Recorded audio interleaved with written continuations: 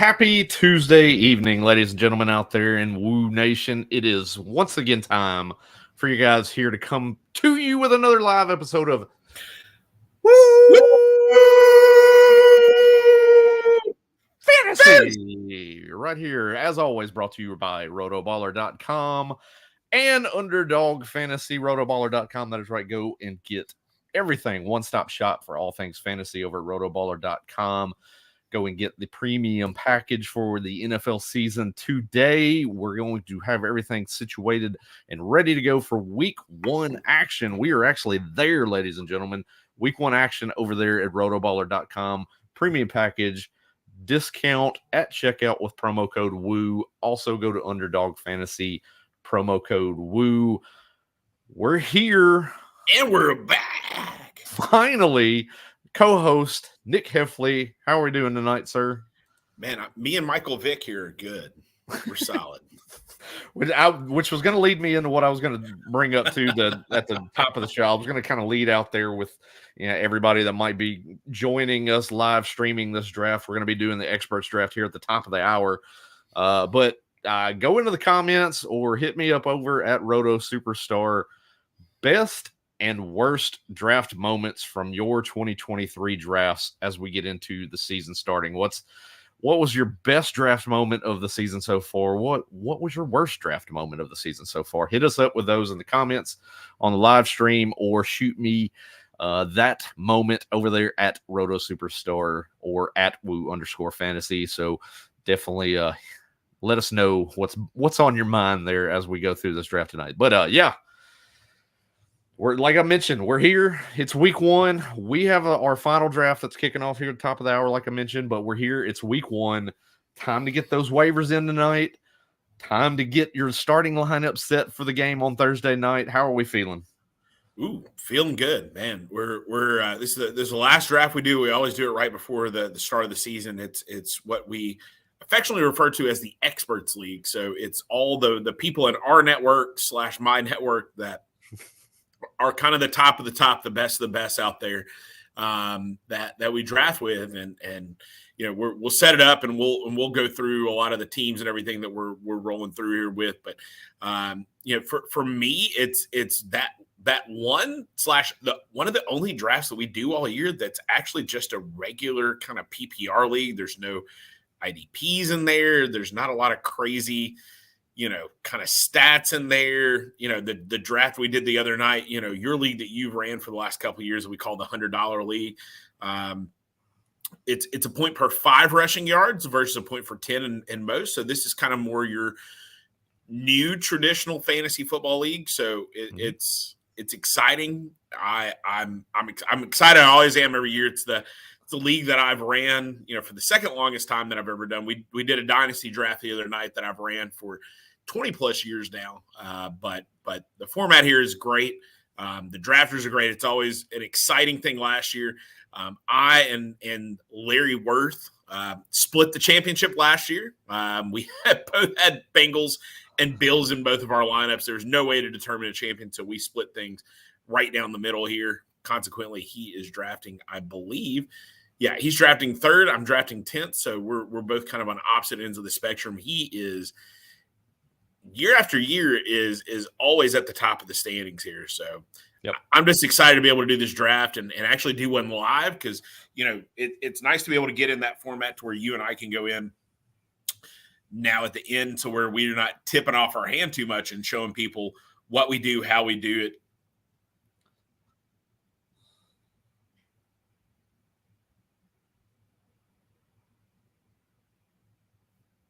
Nope. Well, you froze up there. So okay. That's weird. We had a little awkward pause there, but yeah, no, we've done the last, 2 to 3 weeks. We've gone through, we've done the high stakes drafts and high stakes weekend at the SBFFC. We had those drafts back just, 2.5 weeks ago that we wrapped up and finished up. Since then, we've done a couple of drafts here and there. You mentioned the Dynasty League that we just did the other night, as well as our longstanding 30th year edition of the Hampton Cup, our old oldest home league that we're a part of as well, auction style drafting. But yeah, Philip Hampton's in the house here. He's picking 8 there. He is the original founder of that league.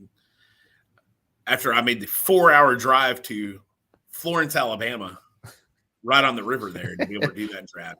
So that draft went really good. Yes, yeah, that was a good draft by Nick Hefley. I did post the results of that draft on the Roto Superstar Twitter account as we wrapped up on that one Sunday night. So if you haven't seen that, go to Roto Superstar and go check that out. I did post the results from that auction draft. But as I do normally, even going back to the SBFFC drafts in Bowling Green, Kentucky back a few weeks ago, I did post the draft boards from all the drafts that we did that weekend. I mean, we did high stakes drafts, we did regular snake drafts, third round reversals, auction drafts, super flex drafts, all involved in that same weekend. So it was kind of a big bustling of a hustle of a weekend that we had that weekend. So putting kind of the cherry on top of all of that. Ooh, not a bow, but a cherry. Got it. Putting a cherry on top of that. What have you kind of learned through the drafting process of 2023 that may be different than what we've kind of encountered in the past or been accustomed to in the past? One of the main differences that I think that this year has brought out more than years past, at least for me, draft position, where you're at and what that means and how you should draft. I'm drafting 10 tonight. Brandon will share the draft board here in a little bit. If I'm drafting 10 in years past, I still remember reading an article years ago, the most one draft position in an ESPN draft out of all their leagues that they did was 10th. 9th or 10th, I always pick that position, whether it be a third round reversal or regular draft, 10th. And this year was the first year that I have ever wanted to be in the front half. And of course, where am I drafting tonight? 10th. So, so I think it's just building a team and how you're looking at building a team. I think it's so different this year because so many teams have bought into the wide receiver heavy approach. Quarterbacks are going earlier than they ever have in drafts, but a league like tonight, you got a mix of old school guys, you got a mix of new, you got a lot of different philosophies coming in. So I think it's just very interesting to see, how these drafts have progressed. But for me, I'd usually never go quarterback early. I'm usually the wait and see guy, get a couple of guys late and attack that. But that's something, at least so far this year, I have not done. I've gone out and I've got a top 8 quarterback in every single draft I've done outside of our main event. That hasn't been a super flex. So that's definitely something different for me that I have not done. I feel really good about my team. So what about you? Yeah, and that's kind of the takeaway so far. As you mentioned, it's been a lot of wide receiver heavy drafting. We've mentioned that, in podcasts leading into this, ones we've done recent weeks, with the running back draft plan, wide receiver draft plan, tight end draft plan, getting everybody prepared is, getting everybody in that mindset that you're probably going to see most of your drafts to be wide receiver heavy early on, except depending on the format. You have certain format changes to where it does lend you into needing to go after that running back position early. But by and large, what we've noticed through most of the drafts, and like you mentioned, is quarterback fairly early.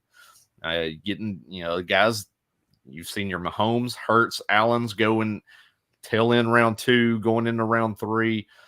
But a lot of that first upper echelon, that top tier, through 7, 8, like you mentioned, those guys are typically off the board late round 4, mid round 5. So you kind of find yourself in a position of you have to kind of make your decision. Do I want to jump in and grab that quarterback early and then start to build my roster around that? Or do I feel confident enough in my roster management abilities to where I can go and get some of those guys in that 10, 11, 12 range and be able to kind of play matchups here and there? So that's something that's been prevalent through our drafts that we've seen till now. I mean, and I'll readily admit, especially the SBFFC drafts during that weekend, I was depending on where my draft position was, I was missing out on those quarterback runs. So, those drafts I was leaving that weekend, I left with quite a bit of Tua Tagovailoa as my quarterback 1 or 2.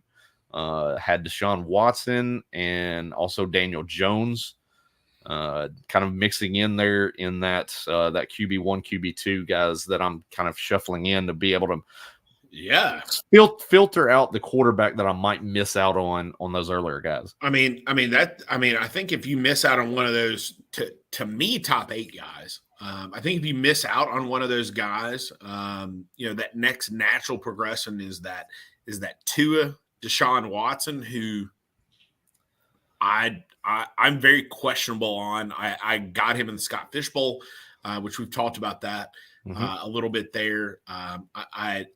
To me, Daniel Jones, depending on the format, especially the league that you ran the other week, our $100 league, where it's a point for every 5 rushing.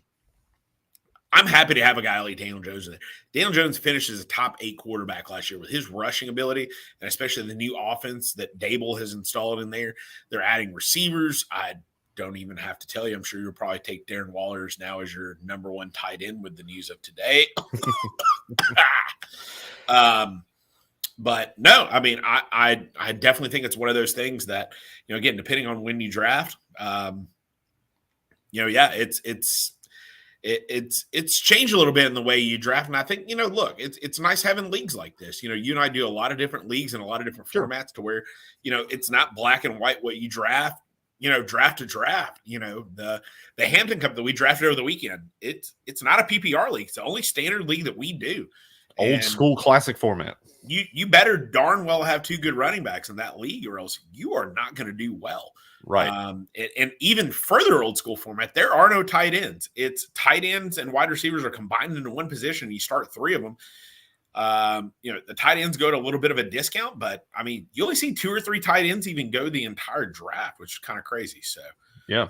All right. I'll be right back. You talk. I'll be right back. Speaking of the tight end, I want to kind of get into that. You mentioned a little bit and touched on it to a degree. The big news of the day, Travis Kelce, hyperextended knee. Right now, there's no ACL damage from what they have figured at this point in time. Still plenty of knee swelling that they have seen. Initial tests are they're gonna run those tomorrow, do an MRI on it, see if there's any potential damage to the meniscus, possible injury to any other lateral ligaments there as well. So that's something to kind of keep an eye on tomorrow. But right now, all indications is that Kelce kind of dodged a bullet, similar to Treylon Burks earlier in training camp. So odds are you're not going to see Travis Kelce play week 1. So that's kind of a bummer for everyone that has already drafted, and especially tight end premium leagues where you're taking Travis Kelce at the 1-1, 1-2. So those first round Travis Kelce shares, you're already going to be missing Travis Kelce's production in week 1. So how do you circumvent that? That's going to be the biggest question. So if you're a Travis Kelce owner, manager, you want to get some questions answered, shoot those in to us here on the live stream. Shoot them over to me at Roto Superstar as well. If you have a question about what you need to do as a Travis Kelce manager, but odds are right now, jumping into the waiver wire, just depends on what's there in 10-team leagues, 12-team leagues. If there's going to be guys that are available, if you want to go and play it the safe route and go pick up Noah Gray just for that 1 week, 2 week, just play through the injury of Travis Kelce, that's fine too. It's probably kind of the easiest way to manage your roster, because then you can cut him once Travis Kelce returns. But then you do have the option of also going and getting a guy similar to, say, there's a Juwan Johnson out there on the waiver wire, or my guy Jake Ferguson. That's definitely a guy that you can target as well. Ferguson. Turd Ferguson. But no, just was touching on the Travis Kelce injury news today and kind of how we want to circumvent that. How do you handle that? If you are a Travis Kelce manager heading into week 1 and you're likely not going to have him now for week 1, how are you gonna manage that roster? I hope you drafted a backup tight end. You should always draft a backup pretty much at every position. I know what you hear from some fantasy owners out there that, I only need 1 tight end. I only need 1 quarterback. Kicker's defense is maybe a little bit different there, but I'll preface this though too. Like it matters more in those shallow bench leagues. Though, if it's a 16 round draft, if you have a very limited bench, if you draft a Kelce, yeah, that's fine. I'm okay with the fact that you Sure. just stay with Kelsey, but drafts like an 18, 20 round draft, something like that, and you have extra roster space. Yeah. You can always play a second tight end in the flex too if you hit on the right guy. Yeah. I mean, if you've got a 4 or 5 man bench, I mean, you can't really roster an extra tight end. But right now at this point, I mean, look at your matchup. I mean, if you're just heavily favored and may need to go out and pick up a tight end late, cool. But what does that mean for your season and what you're going to do? So, right. All right, we got 3 minutes here, B. You want to preface the draft here? Let's see. Hold on. I got one person. I got a message here. Pulling up the draft board there. So I'll be going through and kind of keeping the picks and everything. Try to keep everything nice and flush here. We're doing this draft on ESPN, by the way. So that's what I'm doing the format through Fantasy Pros mock draft simulator, which is a great tool. So go check that out over there at Fantasy Pros. But yeah, like you've mentioned, this is kind of your standard ESPN format, 12-team league, 1-point PPR. We do have 17 rounds in this draft, 7 bench spots, 10 starters. You have 1 flex in this league as well, kicker and defense. So I'm ready to go, man. But yeah, we're right here. The really crappy part is I wish I was in the front and you were in the back so we could talk a little strategy about why we're drafting, but every single pick is going to matter. True. So we're not doing any of that.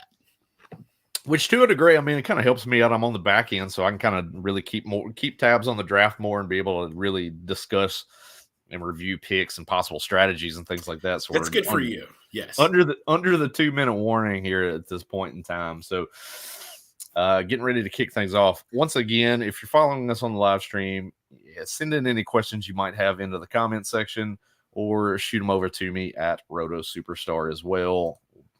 Week 1 questions. If you have a guy you're thinking about picking up on the waiver wire, shoot that in as well. We'll give you some indications on what to do there. And right before we do that, we got to preface why the Michael Vick jersey is behind me because I'm a Chicago Bears fan. So in the aforementioned Hampton Cup, so somebody had posed a question to me the other day: what is your favorite fantasy football moment ever? So Michael Vick, Monday Night Football. I don't know, what did this have to be? 7, 8 years ago, maybe even 10 years ago. It's been a long time. Yeah. I come in Monday Night Football. I'm playing Brandon, and I'm down. And I'm like, man, I'm adding it up. I'm like, man, it's not a yardage league. You got to get yardage bonuses of like 300. I'm like, man, I need Michael Vick. Man, I need 6 touchdowns, 300 yards. Like, that's not going to happen. I'm probably not going to make the playoffs. Sure enough, he throws for 4 touchdowns in the first half, 300 yards, almost has 100 yards rushing. Basically, second half, he hits what he needs to hit. Easily my favorite moment ever. Why, too? Because as you can see behind Brandon, he's also a Cowboys fan. So I go and buy a Michael Vick jersey, wear it, see him the next week. I've got a couple favorite fantasy moments that usually come against Brandon, but that is easily, 6 touchdowns. Nobody gets 6 touchdowns. He got 6 touchdowns, bought this jersey that you see right behind me here. Brandon's now on tilt. So yeah. In a miracle come from behind victory. That was pretty sure that was the 2010 season. It was 2009, 2010. Whatever it was, the very next year, Matthew Berry ranked him as his number 1 overall player, and he did absolutely nothing the next year. No. Never to be heard from again in the fantasy. Everyone caught up to him. All right, so draft kicking off here. We are ready to get things going and rolling in this draft here. Yeah, we're getting ready to. We got one I got to make sure is in here. We got Justin Jefferson right off the bat to Dr. Harwood, so that's kind of pretty much we knew that was going to be the case. So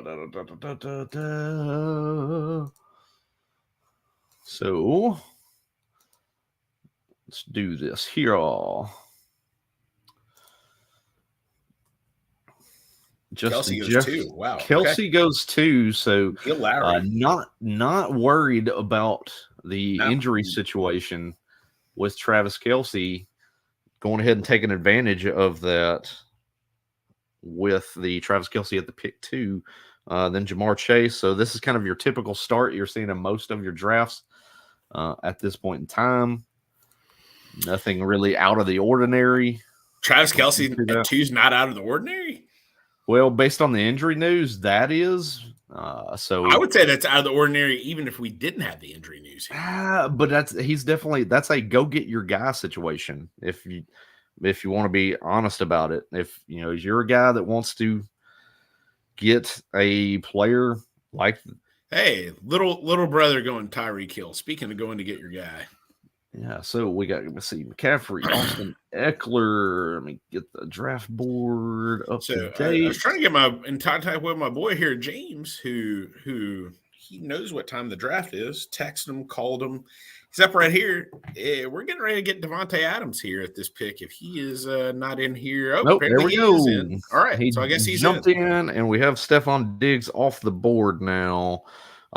So we're getting into a little bit of mixed ground here. Stephon Diggs is a guy that I typically see going in the back end of the first round. Would kind of be more along the lines of that range where you're drafting from, going a little bit early there. But no, going back to the Travis Kelce pick, if that is your guy that you want, go get him. That's that situation there. So I don't fault that pick at all. If that's who you want to get, you just have to be able to circumvent the week 1 absence. So we're on a little bit of a mini wide receiver run here. As you can see, you got Tyreek Hill, Stephon Diggs, Devontae Adams coming off the board consecutively. Here's our boy. Yeah, well, we knew Nick Chubb was going to be going right there, and he did.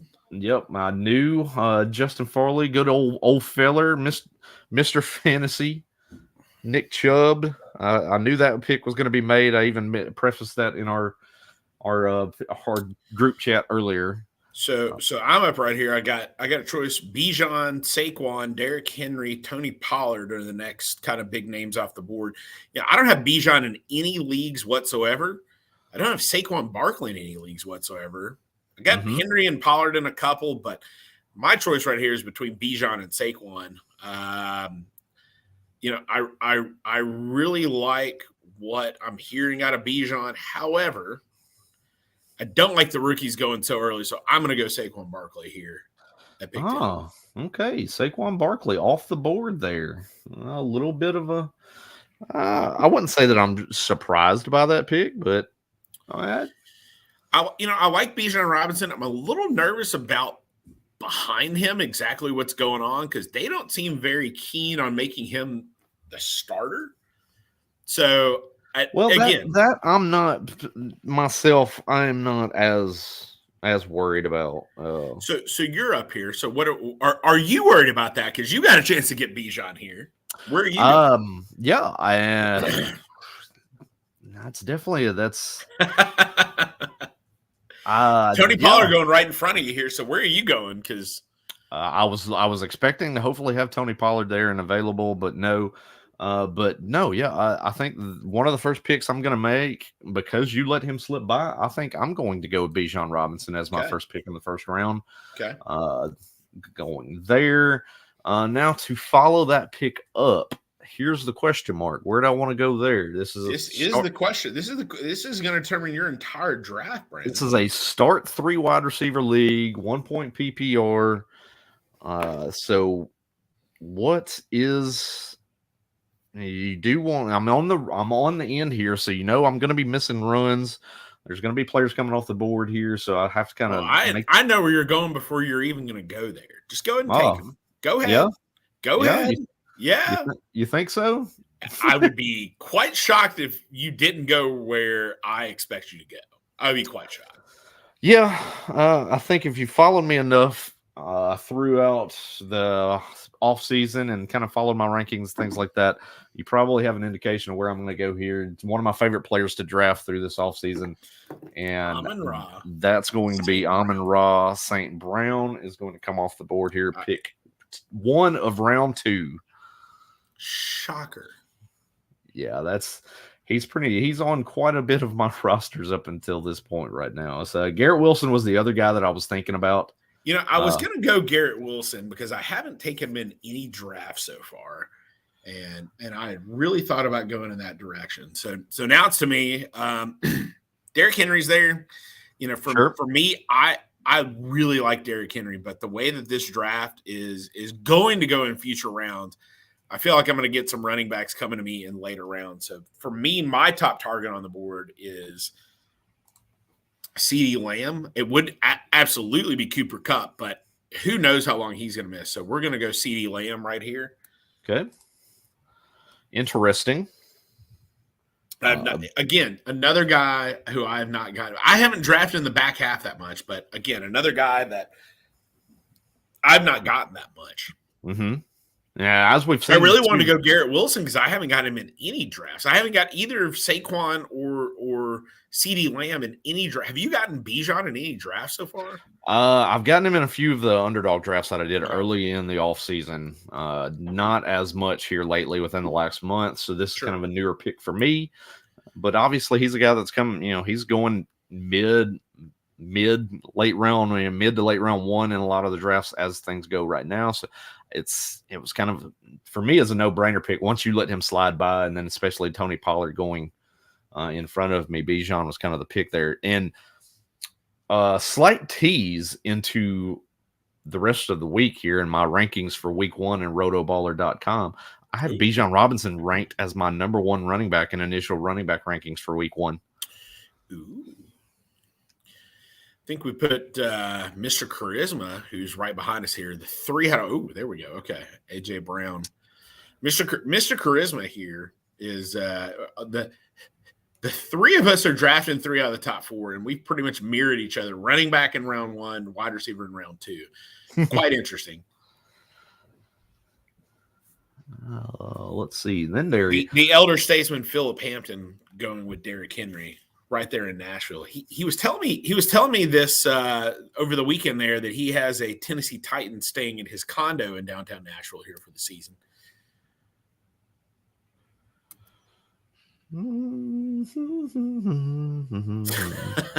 You all right there?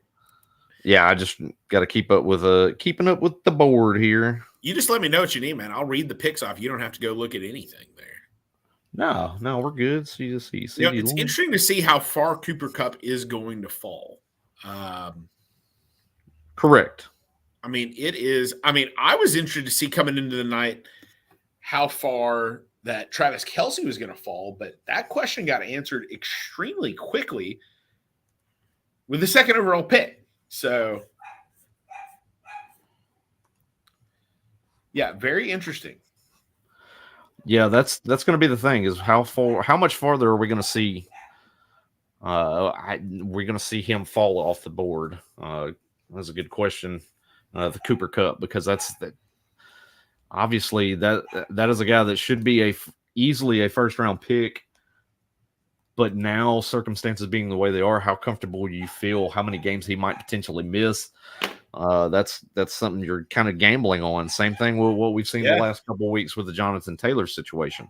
How far will he wind up falling? Yeah, I mean, he's had a lot of drafts where he's going 6th, 7th, 8th round. I've even heard that he's going that late in some of the drafts over the weekend. I know our Hampton Cup draft that we did, it's an auction, but value-wise, I got him for $13, which would equate out to about our 8th or 9th round pick. So, there's definitely a lot of value to be had. I definitely don't want multiple guys like that on my roster. Again, and it's there one he of those goes. things. And there we go. There he goes. That answers the question on Cooper Kupp as he comes off the board to your little brother there. Cool Cooper Kupp going to little brother there. Very interesting. Very interesting to see what he's done there. He's got Tyreek and Cooper Kupp. Again, could be a huge win. Sure. Could be a huge gamble when you're passing on a guy like Jalen Waddle, Devonta Smith, Najee, Joe Mixon. You're passing on a top quarterback if you decide to go in that direction. You're passing on a lot being able to go there. So, again, to me, that's a little too early. I mean, he's been in Minnesota multiple days seeing a specialist. Yeah. Multiple days. Like, why is he there multiple days? Why, B? I don't know. I don't want any part of that until probably I'm going to feel comfortable around tail end where we're drafting round 3, early into round 4. That is as early as I would be willing to draft him at this day and age right now. Is late round 3, early round 4. That's when that opportunity cost comes in. That is definitely something that I do not like hearing, is the fact that he's in Minnesota multiple days, getting multiple specialist looking at his hamstring. It's just not good. I mean, for me, that makes me feel like this is going to be a multiple week absence for Cooper Kupp. So at that point, I'm not going to be late round 3 would be the earliest I would feel comfortable on him right now, given the circumstances. Absolutely. And one of the things that I think, drafters have to pay attention to out there when you're doing drafts, you also have to pay attention to bye week. If he had an early bye week, week 4, week 5 bye week, he's somebody that maybe you pump up because, he doesn't necessarily draft. He doesn't necessarily go as high to where you're having to worry about that.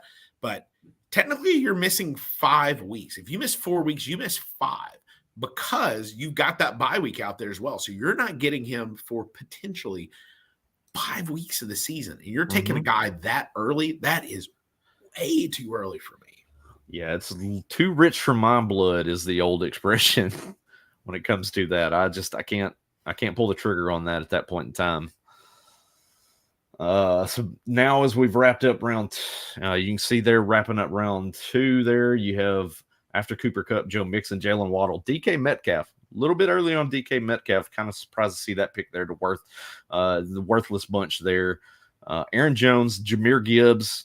As we've seen, he's kind of been a guy that's going late round 2. He's creeped into that end round 2 area in drafts now. And then Chris Olave to start off round 3. That's somebody I am not a fan of this year is Chris Olave. I loved Chris Olave last year and where he was going. Michael Thomas coming back, being healthy. I don't like Chris Olave this high. Like Chris Olave's got a lot of hype around him. I genuinely like Chris Olave. If Olave was going later in round 3, earlier in round 4, he'd be a guy that I would be targeting. But I'm not doing it, B. I'm not doing it. Whew, I like him. I think that's a natural progression for Chris Olave this year. Derek Carr, off the board there. It's a little bit more of a solid quarterback. He can kind of solidify that offense. So I think that helps Chris Olave. But for me, Michael Thomas, there's no threat there with Michael Thomas for me. He is definitely a guy that's I'm not even looking at his name when he comes up close on the draft board. It's just how things run. Is just how things are with Michael Thomas at this point in time. The guy's basically missed the better part of the last 3 years, but now he's finally healthy. I'm not buying it. I don't see that he's going to sustain any kind of a health situation and stay on the field. I'm still nervous. But no, you mentioned also too Patrick Mahomes, first quarterback off the board, 3rd pick, round 3. Little later than what I've been accustomed to seeing. So sure, but now two picks later. I mean, you got a lot of smart drafters in this room who aren't necessarily going quarterback as early as you would see in some of the other leagues there. But I feel like in this range in the next round or 2, we're going to see a decent amount of them come off. Right. And that's we just mentioned. I was just starting to mention is 2 picks later, Josh Allen comes off the board, followed by Jalen Hurts. So there we go. There's your top 3 coming off the board in this draft here in round 3, like we mentioned just a few minutes ago. What do you do at this point, B? Do you have a target and obviously not asking exact picks here, but do you have a target in mind of necessarily a player that you're targeting, or you quote unquote? I know you do a lot of letting the board come to you. What are you doing in this position? At this point in time now, I'm definitely I want to kind of see how the board falls. So we see T. Higgins, we got Joe Burrow coming off the board. So at this point in time now, it's just really kind of just how things are going to progress. How are the picks going to look when they get to me here in the back end of round 3 and to start round 4? So back over to you here. It is 10 in round 3. Be interested to see kind of where you're looking at here as well. I've got a couple of different directions that I can go in here. I've got a decent amount of top guys on the board here.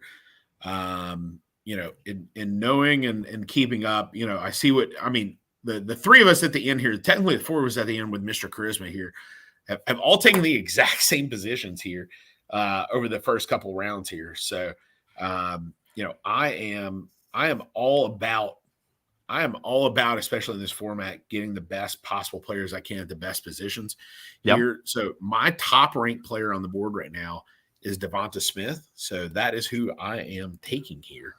All right. Going ahead and getting that second wide receiver here in a board that has come to me. I mean, there's a lot of top players that I have on the board here that I like, but with where some of these guys are going here, I think he's going to be the guy that I'm going to go after and the best value on the board here. He's a guy that I have as a late round 2, very early round 3 guy. So I'm very happy to see him here at the end of round 3. Sure. No, I'm not going to argue that at all. I mean, that's a solid pick there. You're staying in the NFC East, a nice little NFC East stack through 3 rounds. That's good. I didn't realize that's exactly what I did, but yes, that's exactly what I was going for.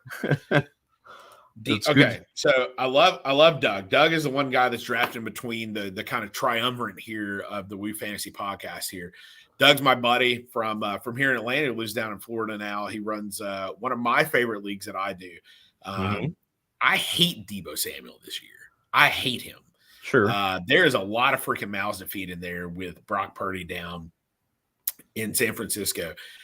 In a league like your league that you run where it's 5 points for rushing, I love that man because he's going to get some rushing yards. But man, I think there's a lot of mouths to feed. And I don't know who the hell Brock Purdy's going to throw the ball to with 3 healthy receivers there. I don't think he can sustain that. So you're on the board here, 42 seconds left. Where are you going?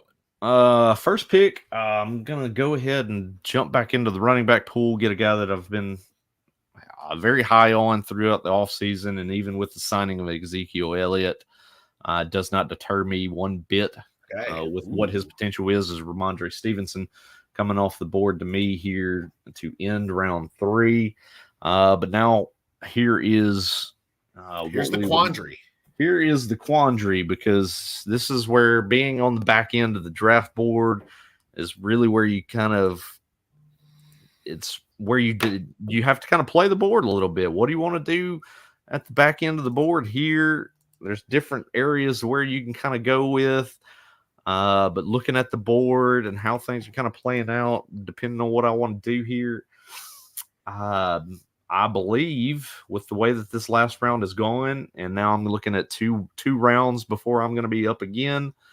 I believe I'm going to kind of go ahead and jump into the quarterback pool. Ooh, which one though? I'm going to grab Mr. Justin Herbert. Come on down. Okay.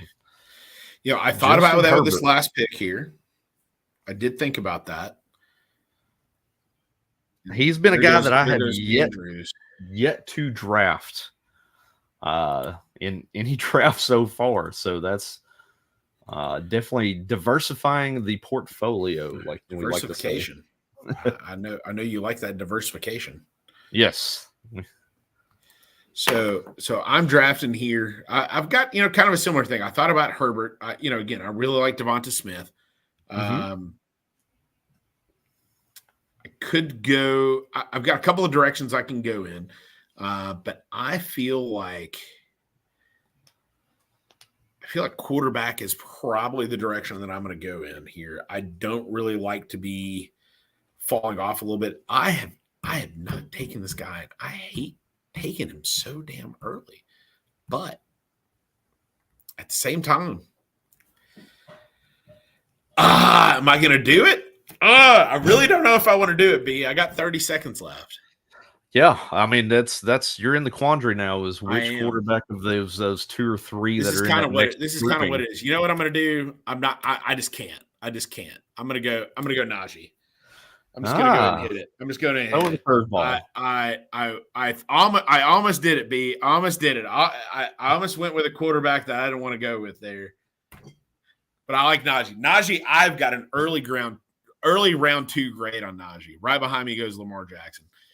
That's a Mr. Charisma loves. You're welcome. I don't like Lamar Jackson. I really don't. Well, all the positive talk. If we were in your league where it's 5 points of rushing, cool. But I just don't like Lamar Jackson. He threw for 2,200 yards last year. He got hurt. They don't throw the ball. Like, I don't like him. I don't. I just can't. I don't. I'd have a bad taste in my mouth, and I'd go and I don't like him. Here's the thing, though: is do you believe in the Todd Monken's system change? That's the question. He's a college coordinator. He is. He's been in the NFL too. He was with the Tampa Bay Bucks, the season with Jameis Winston when Jameis Winston put up, scoreboard, pinball totals. Also threw 31 interceptions that year too. I can't be. I don't like Lamar Jackson in fantasy football unless he's in a format that's going to get huge numbers out there. It's against me. I can't do it. This was the last guy I took that had rushing stuff, and he threw for 6 touchdowns in one game. I can't do it. I can't do it in good consciousness. It's like you mentioned, it's a quandary you put yourself in. You have to look at the format of the league that you're in, and do you want to pull the trigger on a guy that's more known to be a running quarterback as opposed to a traditional style pocket passer? That's why I went ahead and made the pick of Justin Herbert there, because I knew coming back in the next 2 rounds, hit him. I was not going to see him. I was going to be looking at a situation like I did in SBFFC, where I'm going to be staring at guys like Deshaun Watson in that ilk coming back to me on that other end, and I just was not ready to make that call. I knew I was keeping my fingers crossed. I knew Doug wasn't going to at 11. I was keeping my fingers crossed that you were not going to take Justin Herbert. I've got Devonta Smith ranked for me as my number 11 receiver. And sure.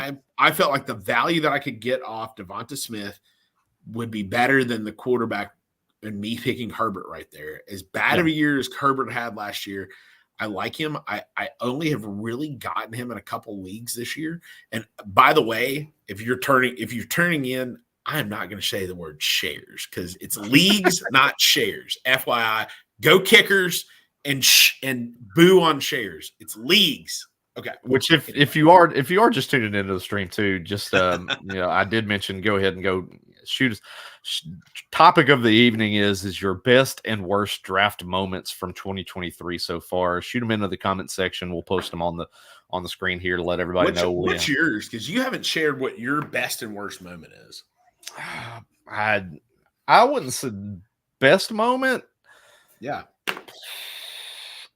I won't say it was actually be a draft pick situation. Best moment would be getting to meet a lot of the newer faces that I got to meet at the flex draft in New York at the beginning of August. Come on, man. That's such a BS answer. Come on. What's your best and worst draft pick so far? Come on. Best, if we're going to go that route, best draft moment for me has been being as high as I am on Amon-Ra St. Brown and being able to get him in the drafts that I've been able to get him in so far. That's one thing I'm proud of is, I'm having to go back in real quick if you can kind of just to keep an eye on it here. I missed DJ Moore getting picked here, so I have to go straighten up. DJ Moore to and then Christian Watson, DJ Moore to your brother, little Joe Nathan. It's very interesting his draft strategy here. He's got 3 wide receivers and a quarterback so far. I don't know about that format, but I guess he's going to be testing the getting running backs late for. So, and here we go. All right, we're going to talk about Breece Hall. I have Breece Hall. This is probably a bad take on my part. I've got Breece Hall ranked as the number 29 running back on my running back board. Well, I don't know how good or how bad that is. I haven't had him ranked this low before Dalvin signed. I think that injury is going to be a little lingering. So, well, I mean, it's definitely something that's I'm kind of close to that in my rankings, my draft rankings heading into the season. But that's also too an indication of the Dalvin Cook signing, and it's also changed player evaluation at that point because as we're hearing a little bit coming out of the camp now is that they are going to ease him in. So you're probably going to expect to see Breece Hall on kind of a snap count early on in the season. They're not going to overload him. They're going to let him slowly kind of work his way back in. So that's why I've kind of dropped him a little bit in the rankings myself. So let's see here. Wow. That's a bold strategy. Say so myself as we were getting into finishing round 4 here. We've got Darren Waller. You didn't even have a chance to pick him. Neil, double tight end. Double tight end. That's Not sure about that yet. Does not have a wide receiver yet, but goes double tight end. Not that's just bad. That's bad practice there. If I have Neil, to say, my boy, that is not a good strategy. That is not at all. You know, I tell you what, I love my boy Neil, but you don't win league. You know, I know people that they take draft picks to be able to trade them, and that is not a winning strategy. It never has been. It never will. If you take guys just to be able to trade them, and that's the only thing you're doing, you still got to find a trade partner and somebody that's going to give you the value of what you think you're going to get for him. And yeah, not having a quarterback to this point. There we go. Okay, not a quarterback to this point. He just got Christian Kirk as his number one guy there. I don't like the strategy. No, that is incorrect. Yeah, he has Alvin Kamara as his pick in round 5. He's still without a wide receiver on the roster. I thought he just hold on. Maybe I missed it. Did I get the pick? Did I get the picks wrong here? Nope. Yeah, I think, okay. Sorry, I'm down. I missed the pick there. Sorry. Here we go. It's tough to be able to do this thing. And okay, Alvin Kamara. There we go. Now Chris Godwin. Yep. And Christian Kirk. And McLaurin. And McLaurin's somebody I don't like this year either. I think that he is. Well, now he's already dealing. I think he's going to be taking a little bit of a step back. He's hurt. He's hurt already. All right, let's see here. Let's take some of these guys. Terry McLaurin, the number 36 wide receiver on my board. Christian Kirk, number 37. I was high on Christian Kirk last year. I'm around that same spot with Christian Kirk. Not that way with Terry McLaurin, because I do like that situation with Sam Howell there. I think there's that offense is going to be slept on from a lot of the season.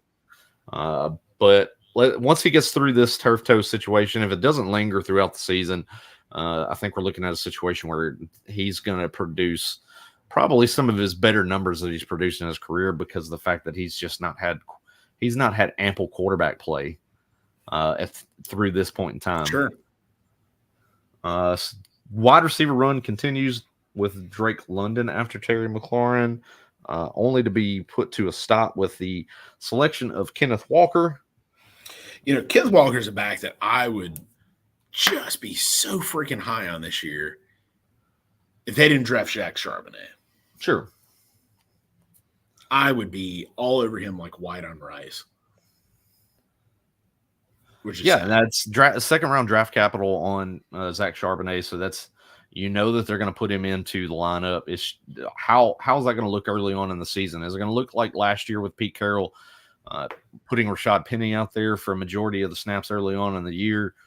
We really didn't see much of Kenneth Walker until the injury to Penny. Once that injury occurred, then that's when Kenneth Walker really rose to prominence. So how is that situation going to unfold through the 2023 season? And how's that snap share that rotation in the backfield going to work? Remains to be seen. Yep. Shad White going off the board to the elder statesman Philip Hampton. So, which feels like I believe he got him in the auction draft, the Hampton Cup on Sunday, if I'm not mistaken. So that feels like kind of a same kind of keeping the picks in the family, so to speak. That way you don't have to worry about your roster too much. Back to Mr. Charisma here. And it feels like he has hit a conundrum here at this point. If you won't mind, he's got Chubb, he's got Chubb, he's got AJ Brown, Calvin Ridley, and Lamar Jackson.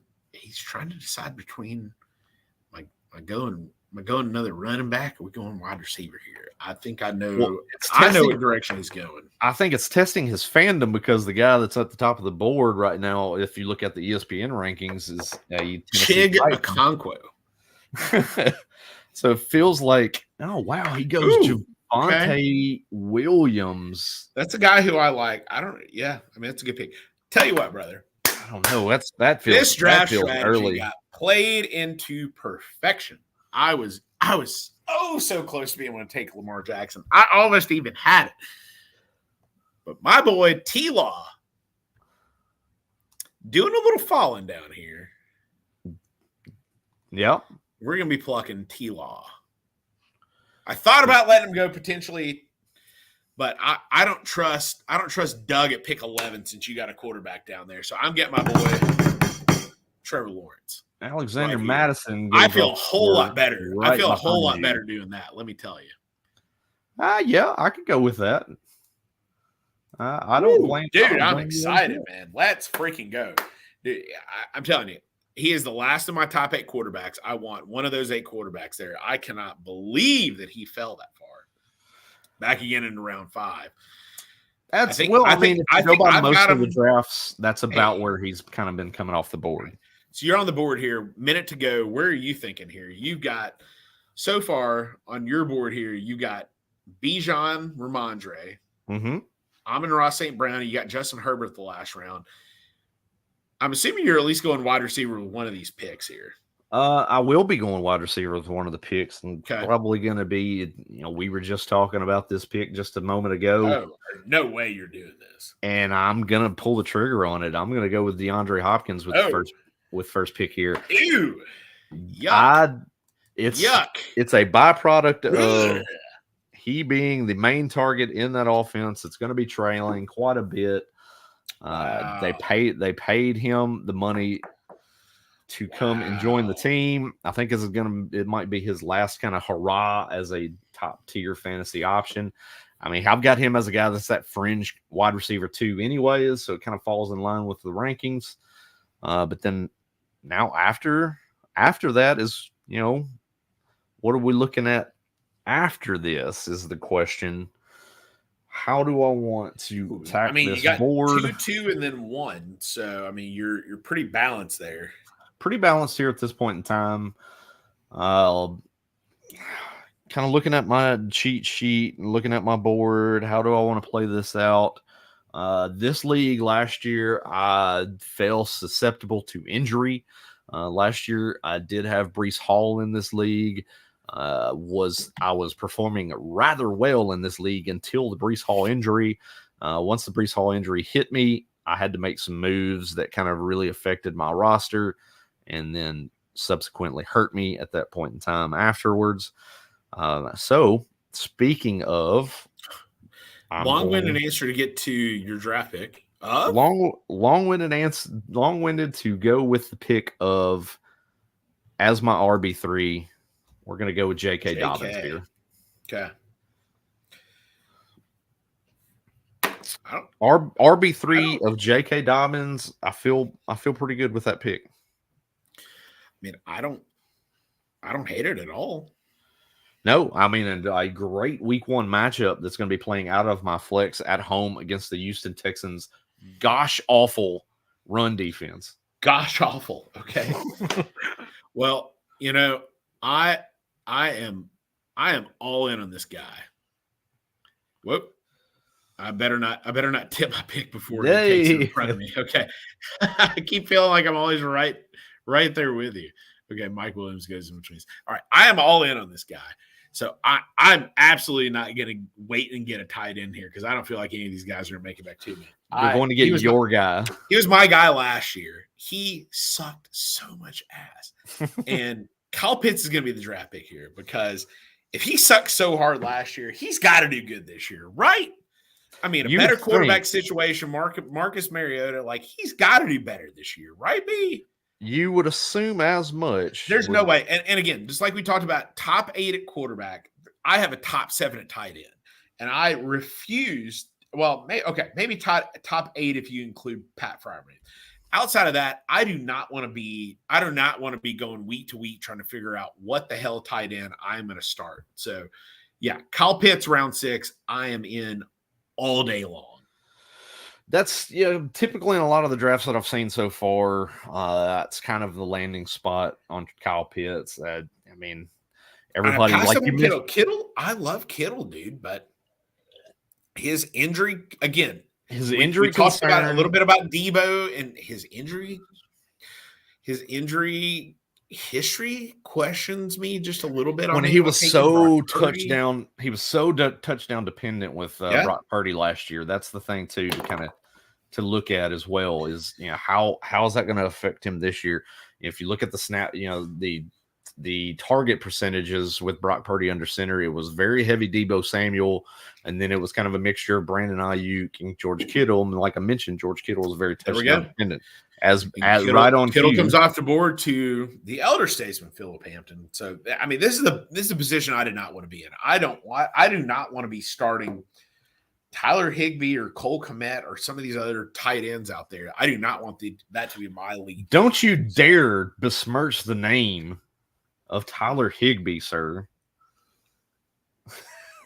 Tyler Higbee, who could be Western Kentucky University, who could be in line for a large workload with Cooper Kupp absent from the team.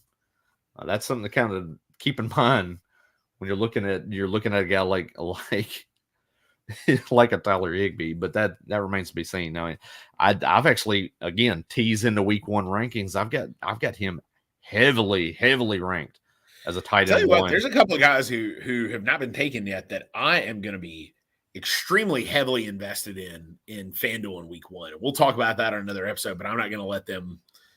I'm not going to let them say their name right here. Right, just in case people are in the draft room. I know people have done this. People have told me I was listening to you on the draft and I heard what you said about this guy, so I'm just going to go ahead and take him because they were in the same draft as us. There's no way I'm telling you guys until after the draft pick is made. It is not happening. So back over to little Joe Nathan and the build on his roster. He has yet to get a running back. He's gone Tyreek Hill, Cooper Kupp, Jalen Hurts, DJ Moore, Drake London. He is very heavy at wide receiver without a running back. You figure that has to be the pick. I feel like I know what's coming right here. And he goes. What I thought. I mean, that's one of the next ones off the board. I tell you what, James Conner. I hate James Conner this year. Absolutely hate him. I will not be touching him. They're going to be stacking the box. That's the guy who I thought that he would take. Is who McConaughey took there.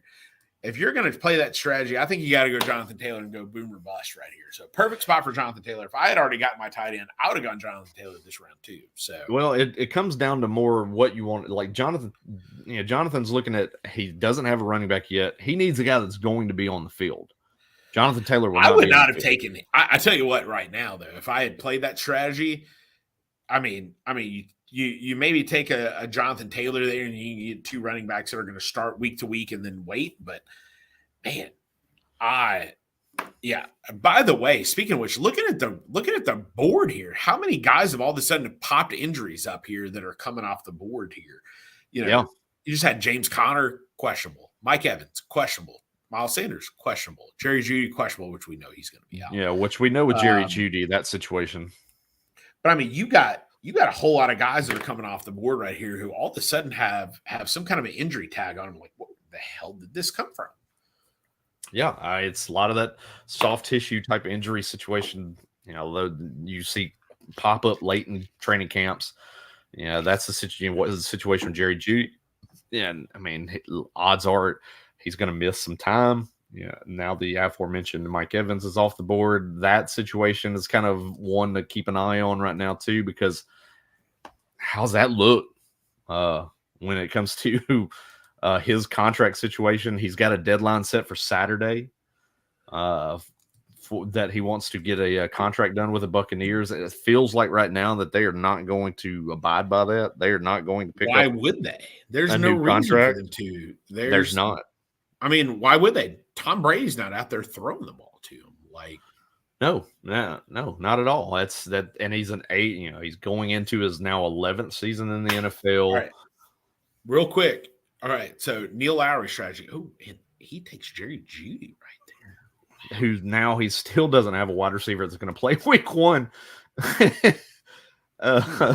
That's going very apropos. I mean, so would you trade? Never mind, you don't have a receiver. Would you trade Darren Waller for Deebo Samuel? It depends on what I want. Yeah, I was saying I was just trying to pluck a round 3 receiver for a round 4 Darren Waller, and would you do that? So it's just interesting to see like what's going to happen right there. Granted, it wouldn't happen because Doug, who has Deebo Samuel, took Mark Andrews in round 4, which is a solid pick out there. But yes.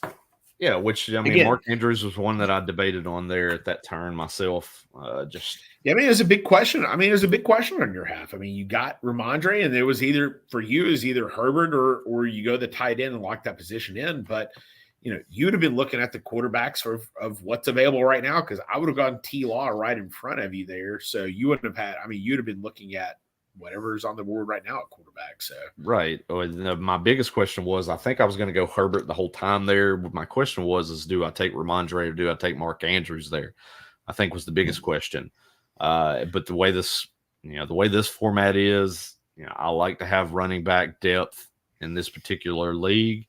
And that's what I've kind of come away with now with the 3 running backs deep, which, by the way, looking at it too, my starters, Bijan Robinson and Ramondre Stevenson, both with week 11 buys. So the pick of J.K. Dobbins was definitely a smart move based on bye week fill-in. And Neil still does not have a starting running back or starting wide receiver for week 1 because he just went Miles Sanders. That's a bold strategy, Cotton. We'll see. I don't think it's going to pay off. Jordan Addison. I tell you what, Jordan Addison is a tough pick right here because JP just grabbed him here, 4th pick of round 7 here. We're a little less than halfway through the draft. I mean, Jordan Addison is a guy that I would love to say I've got a lot of, but I don't. He's a guy that I feel like KJ Osborne and TJ Hawkinson are going to play a little bit into that role. I'm a little nervous at least the beginning. There's only one wide receiver that's a rookie that I think is going to have a predominant share of the offense that they're going to get. And it ain't Jordan Addison. And it ain't Jackson Smith and Jigba either. In Jigba. That's right. Yeah, no, I think what I've talked about on podcasts and kind of what I've put out there in articles on rotoballer.com as well, too, is that, your rookies, you're not really wanting to count on your rookies early on the first few weeks of the season anyways. They're solid picks to have down the stretch as they kind of round into form. And those are the type of guys that are going to be on your championship built teams. So it's kind of a matter of shaping the roster to where you have a solid veteran guy that's going to cover those first 1, 2, 3 weeks of the season, and then be able to plug in those rookies that are going to start to finally climb the mountain and perform later on in the year. Sure. Let's see. Now David Montgomery comes off the board. Now we've got past David Montgomery. He is one of my favorite picks of the year. I mean, Jahmyr Gibbs, I think where he's going is extremely way too high. He's been going as high as round 2 in some of these drafts. I think that is ridiculous for how high he is going there. I would not touch him that early. But a guy like David Montgomery, I mean, look at what Jamal Williams did last year. There's a ton of touchdowns to be able to pick up. David Montgomery fits more into that role than what Jahmyr Gibbs. Put Jahmyr Gibbs into the DeAndre Swift role. Put Montgomery into the Williams role. Holy crap! Like, him going this late is a steal for whoever gets him. Yeah, no, I was definitely. Yeah, I don't think he would not have made it past you for sure, but that was definitely a guy that I was possibly looking at. Even though I do have 3 running backs at this point in time, it would have been hard for me to pass him up. Sure, if he would have made it to me, because I've got him as I've got him as a top 20 running back in half point PPR formats right now, just for the workload alone. Well, there's Marquise Brown coming off the board, a guy that I've been very hot and cold on. I've got plenty of Marquise Brown in certain drafts at this point in time. I had a pick made by Mr. Charisma. It's just a matter of opportunity. He's going to see the ball a lot, but how high valued are those targets going to be, because that offense is going to be so bad, like we mentioned with the James Conner pick. Now you're on the clock here. Man, I've got a conundrum here. I've got a couple running backs and receivers to be able to take from. So I always love to look at what's behind me. Brandon needs a wide receiver. I know that good dang much. So we're going to go wide receiver. Just which one are we going with here? Let's see here. We're going to look at a couple schedules here for the next few weeks. That's a nice schedule. Okay. Ooh, that's a nice schedule. What do we got? 21 seconds here. All right. Top ranked receiver on my board is that guy. Yeah, we are going to go. I have not taken him in many drafts so far.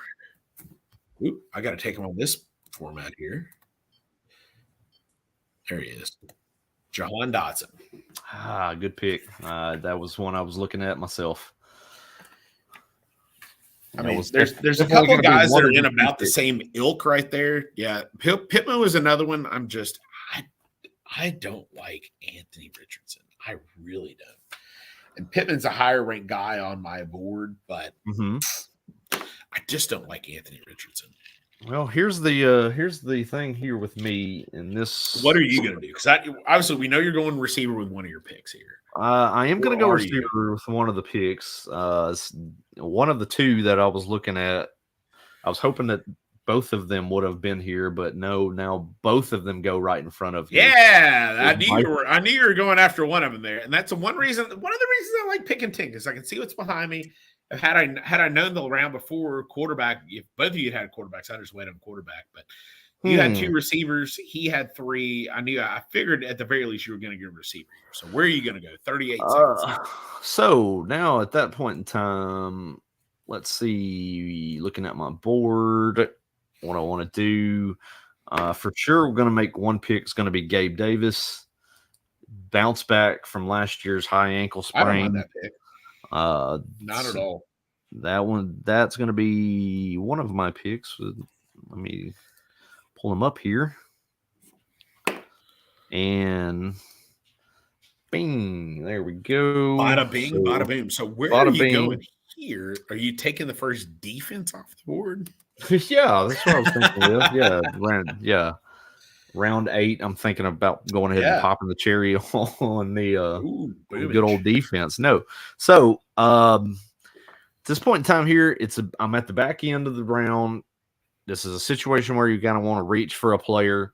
This is kind of a guy I've not really drafted him yet, but the way that the board's falling for me, what I have already on my roster, I'm going to stay at wide receiver. Okay. Oh, okay. Okay. I see what direction you're going here. I am going to. I doubt you do. No, I think I do. I am going to take and pair with Justin Herbert, Quentin Johnston. Yeah, correct. I thought you were going there. Yeah, it's high upside pick. You like having little double points there. Oop, I got to go quicker than I thought here. I did get my little stack there. So I would have loved to get DeAndre Swift right behind this, but I had a feeling that Doug, who's picking right between us, who is a Georgia Bulldog homer, is going to go DeAndre Swift. But I'm okay with that because right in between you guys, I know that I have the top ranked player left on my board is Dalvin Cook, who I'm going to go and pluck right here. Swift would have been nice, but I tell you what, Dalvin Cook, man, third running back, he is going to at least get a little bit of time out there. He's going to work in a lot early on in the season, like we mentioned with the Breece Hall talk earlier. Should see plenty of work early on in the season. How healthy and ready is he going to be able to get? He did not see much. Fresh, he didn't play any camp. Didn't do much in camp. Coming back from the labrum surgery. And didn't, and then the birth of his first child was another thing that he kind of missed some time. He missed week 3 of Hard Knocks for that. So yeah, little homer pick there, Treylon Burks to Mr. Charisma. Here, I'll be right back. That I'm not surprised by. Treylon Burks coming back from the knee injury. We mentioned with the Travis Kelce talk earlier on the show with the hyperextension of the knee. Treylon Burks should. Definitely, the hope is that he's going to take that next step in Nashville this year with the Titans. Second year wide receiver, a little bit of they do have that volatile quarterback situation back behind Ryan Tannehill right now. But they're building right now to maintain in 2023 with Ryan Tannehill. So the thing is that they want to kind of keep some continuity in that passing offense. And you're going to see down weeks from Traylon Burks, but you're probably going to see some bang weeks too, where he's going to put up solid wide receiver 2 numbers. It's just a matter of which week is that going to be. Then Sky Moore coming off the board. I hate Sky Moore. I loved him last year, but man, why do I hate him? Yeah, but just to tell of two different seasons, because now he's full-time player, going to play a lot. Even though I know that Andy Reid has said, that they're expecting that Kadarius Toney is going to play in week 1. He is also he's also limited in practice today. Not a good sign for his availability in week 1. We'll see how that shakes out when the actives and inactives come out. I don't know who that benefits though, dude. Travis Kelce's not playing. Now you're looking at a situation. But is he not playing though? Is that official? I don't think he's playing. What did I tell you? I told you that I sent you the link that said he may or may not play, and you said, "Oh, I don't believe that." And my first indication was, until I gathered more information, my first indication was he would wake up today or tomorrow morning and be like, "Yeah, just put some cortisone in it, we're good to go." But now that they're running additional tests tomorrow, and causes me to story on ESPN said they don't believe he has messed up his ACL. True, which I talked about while you were away. That is scary as shit. No, yeah, that is something you don't want to hear.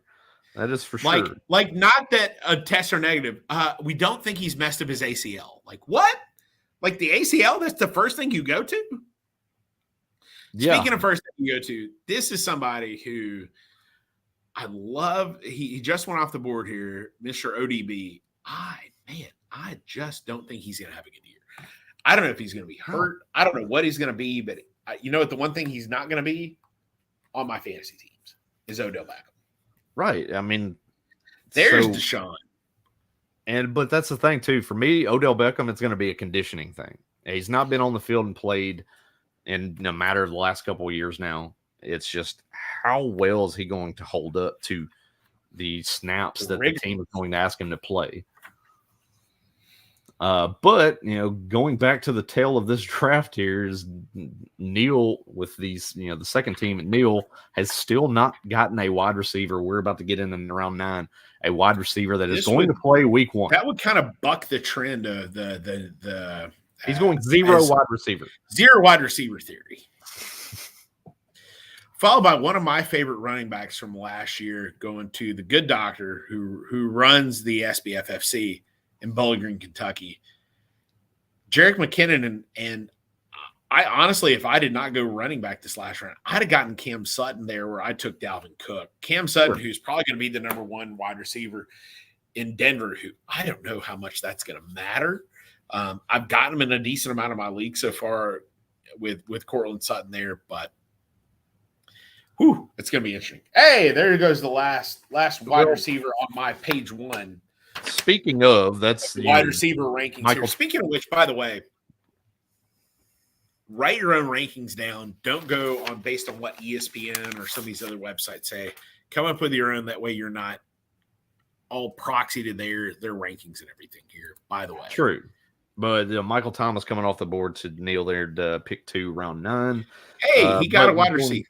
Going back to the Cortland Sutton discussion, that's what they've talked about, was that that was what the hope was that Cortland Sutton's going to fill that Michael Thomas role potentially, is what you've heard that. I mean, you heard that even before the Jerry Jeudy injury news. That was going to happen. So Nico Collins, I know that's been one of your kind of quote unquote guys all offseason. Has been one of my guys. Has that still been the case? Do you still kind of think the same way about him?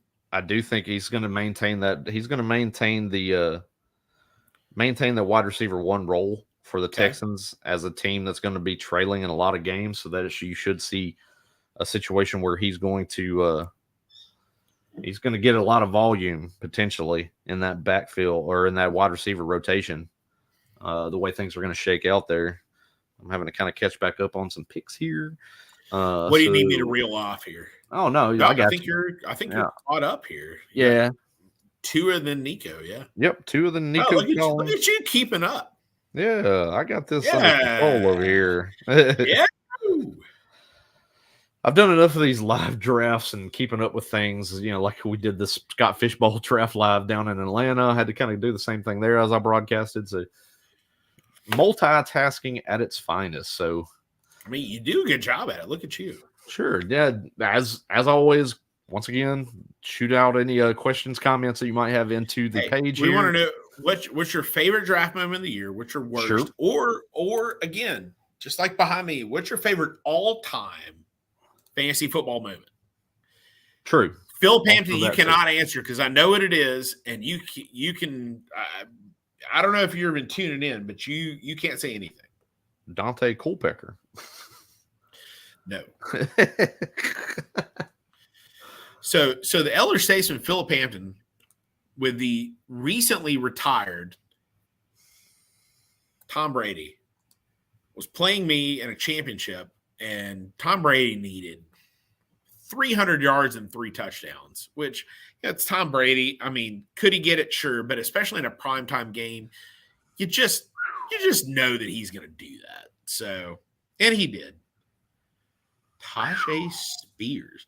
It's really interesting with what some of the Nashville people are doing, because Tajay Spears, for people that live in Nashville, has been going super freaking high, and I don't get it. I guess if you think that Derrick Henry's going to miss the year, maybe you take him, but man, he's going to be on the field a lot here. Well, I mean, if you look at his roster, he does have Derrick Henry as a second-round pick, so that's an early hand pick. So I don't mind that. I don't mind it at that point as your RB4.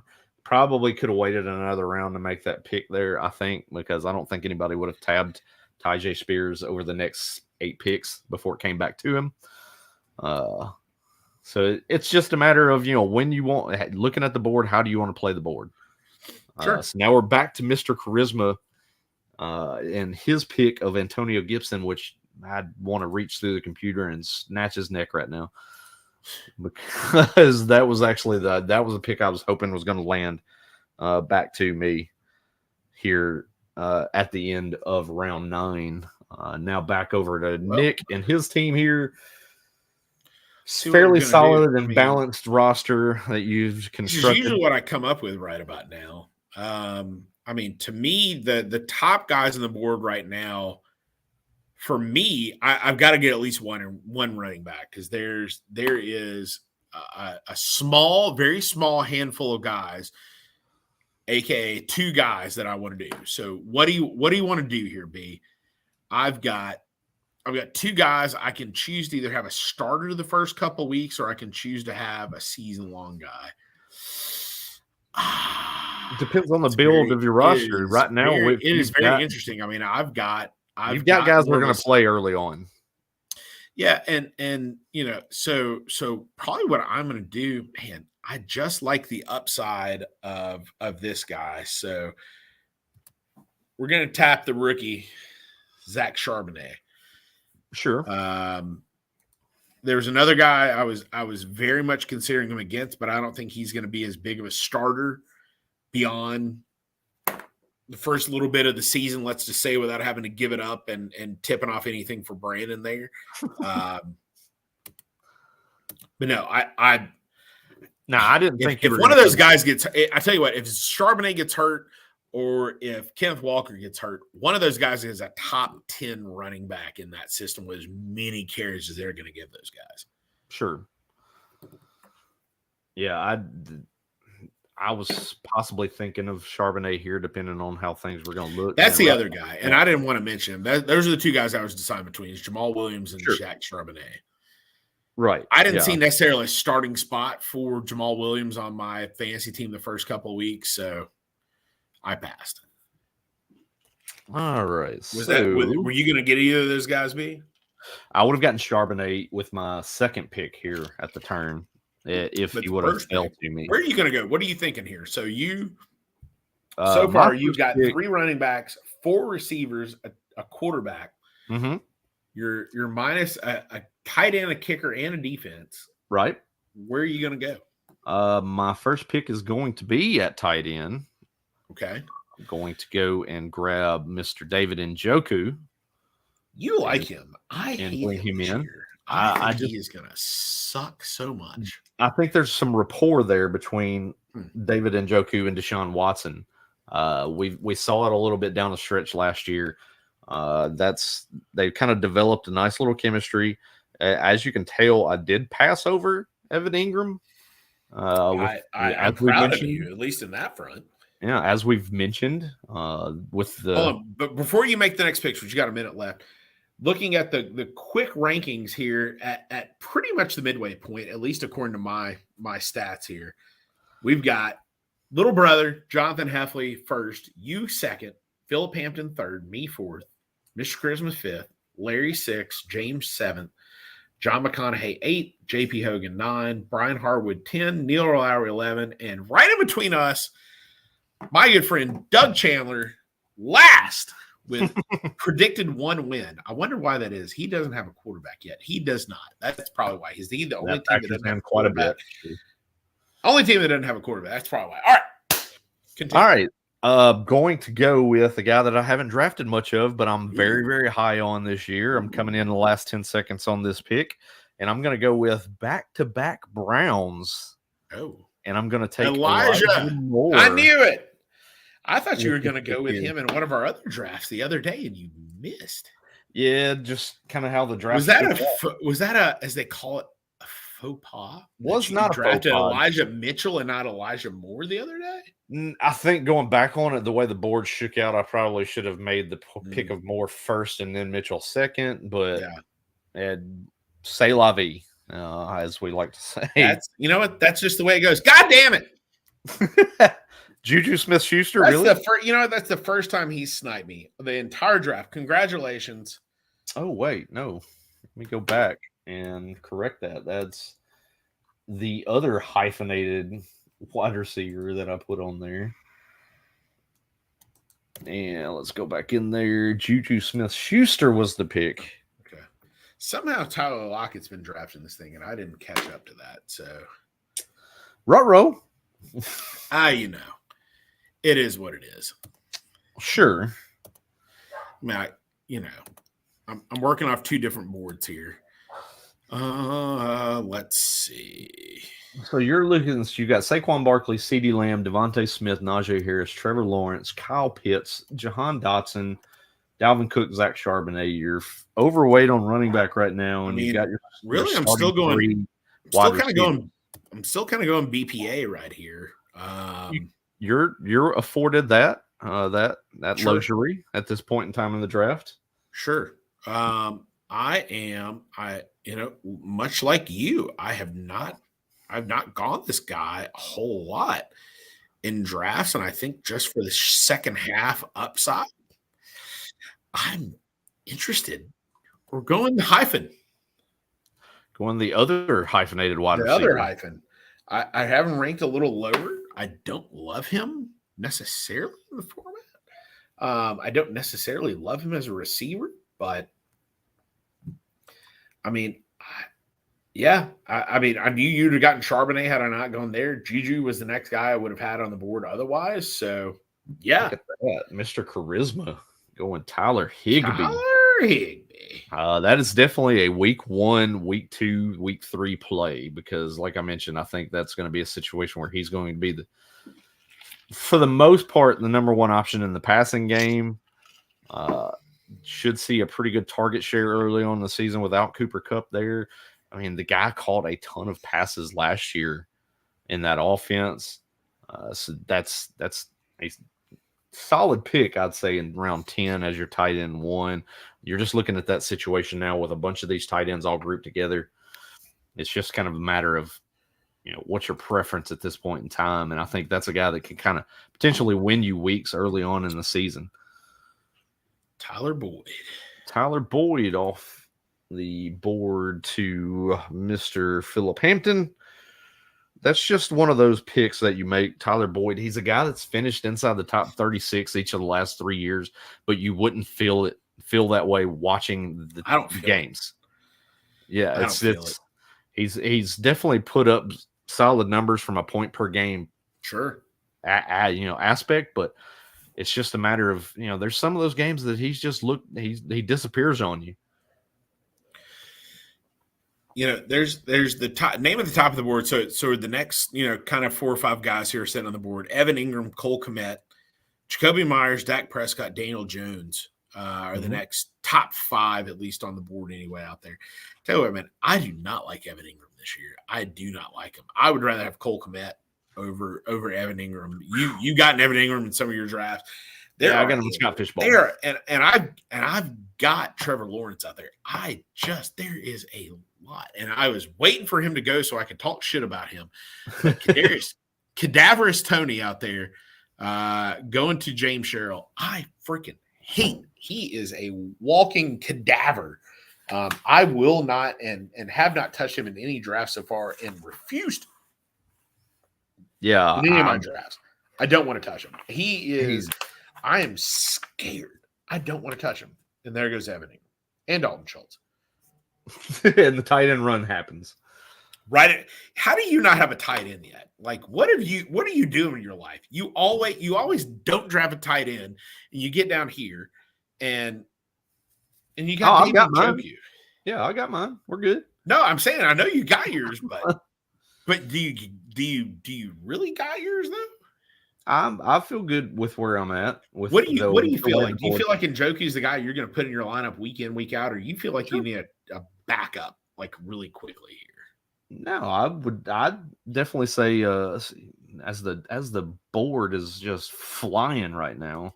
Yeah, I would say we got to keep. Where are you at right now? I'll catch you up on the picks here. Where are you at? See, I'm getting situated right now. Okay, all right. Let me know if you need help here. I'll run some guys off here. Elijah Mitchell, Ezekiel Elliott, because all of a sudden, everybody has decided that pick. Yeah, we've got to get these guys off the board. All of a sudden, you got to. Let's see, Devon A-Chain. At the end of round 10, who we still got? Little brother. Tight right end. At the top, J-Far, McConaughey. I tell you what, at least in my draft software, I do not want to be the top guy. I do not want to be the top guy. No, you definitely do not. It's usually a bad omen when you get that. It's a horribly bad omen if you're the top guy. Really? There's my boy Darnell Mooney. I tell you what, Dr. Harwood, I hate Darnell Mooney this year. I hate him. I hate him. DJ Moore is going to take a lot of that action. Cole Kmet's going to be the number 2. Darnell Mooney is not going to get a whole lot of anything in there. And Darnell Mooney, I don't know where he's going to go after this year because this is his last year on his rookie deal. Wherever Darnell Mooney is going to go, I want him in a dynasty format. He is going to erupt next year, but unfortunately not this year for Chicago. Sorry. Right. Yeah, I've gotten Darnell Mooney. I've got him in the flex league. I think I've got him in the Scott Fishbowl too, but kind of a late wide receiver. I think 5'6". That's about the spot you're kind of taking him in. It's kind of a home run play at that point. He was a decent spot last year. If they had even passed the ball a little bit, he would have been a great pick last year. Do you know how many yards? Take a guess how many yards Justin Fields threw for last year. How many yards? Was it 2,100? Very close. 2,242 over a 17-game season. He passed for exactly 131 yards per week. Yeah. Rondell Moore. Yeah, there's a pick that I was hoping would make it back to me here at the end of this round with the pick that I am a fan of, Larry Worth, who tied me with the championship last year, Romeo Dobbs. I like Romeo Dobbs this year for the value of what you're getting over Christian Watson. I think it's a really good pick. There's another pick that just went by JP, and I hate that pick, is Jalen Warren. I think he is getting hyped up to hell. I am not touching him. And speaking of another guy getting hyped up to hell, who I am not touching, is Anthony Richardson. Will not be on one of my teams. He could be available for me as a third quarterback, and I am not touching him with yours. Yeah, Anthony Richardson is he's another guy that's kind of like a Kadarius Toney. He's a wild card in drafts. I like him. I think there's a good upside there. The number 22 quarterback on my board. I would rather have Bryce Young than I would rather have Anthony Richardson. I will not co-sign that. I am being the lead signature on that all day long and twice every Sunday. Yeah, I wouldn't say that whatsoever. Thank you, by the way, for some of these teams taking a backup quarterback and letting some of these guys fall down the board just a little bit. Well, they didn't let some of the guys that I wanted to get fall down the board because you were talking about Jaylen Warren. That was a guy that I was eyeballing in this round. You know what? It's better that he got picked. That way you don't have to worry about him. Because I think he's a guy that he's going to mix in with Najee Harris, much to your dismay. I do think he's going to get mixed in. I don't see it. They're gonna. I mean, he's definitely a guy that he runs differently than Najee Harris does. So it's definitely that change of pace type of back there in that system, and I think they're going to try to run the ball pretty good a bit in that offense this year too. So I do like that pick. I think Jaylen Warren's going to be a guy that's going to be a solid guy that you've got on your bench and potentially has that upside. Something happens maybe to Najee Harris or things that they start mixing in a lot more than what we were expecting. Could be a guy that you're flexing in every once in a while. Sure. Whoo, I got a couple of targets here, B. Do you now? I do. Oh, we're in target territory, Brandon. Yeah. I always love knowing what's behind me here. I always love it. I know what you need. And I know you and I are on the same guys. God, I love it. 1, 2, 3, 4, 5. See, I know exactly what's behind me. You got that amount of people. God, I know you need that position. And I know you're not going to get them. Woo! Let's just go. Depends on what you that motherfucker. All right. Well, never mind. It didn't go that direction anyway. I was gonna go at Tank because we were right in front of you. So you got sniped and you got hit by Mr. Charisma. I did. Well, this was gonna be one of my picks anyway. Solid veteran for the early part of the season. I'm not going to argue that. That's a solid pick. It's one of those guys I don't necessarily love, but with a guy like Jackson Smith and Jigba out there as my number 4 wide receiver, it's a guy that he's going to get some play. Apparently, Adam Thielen's getting looked at by my boy Bryce Young, who I actually like. There's Aaron Rodgers as his starting quarterback. Come on, Don. You got to do better than that. I feel like he's going to double tap that position right here. Where are you going? That is what I want to know. Oh, let's see here. Okay.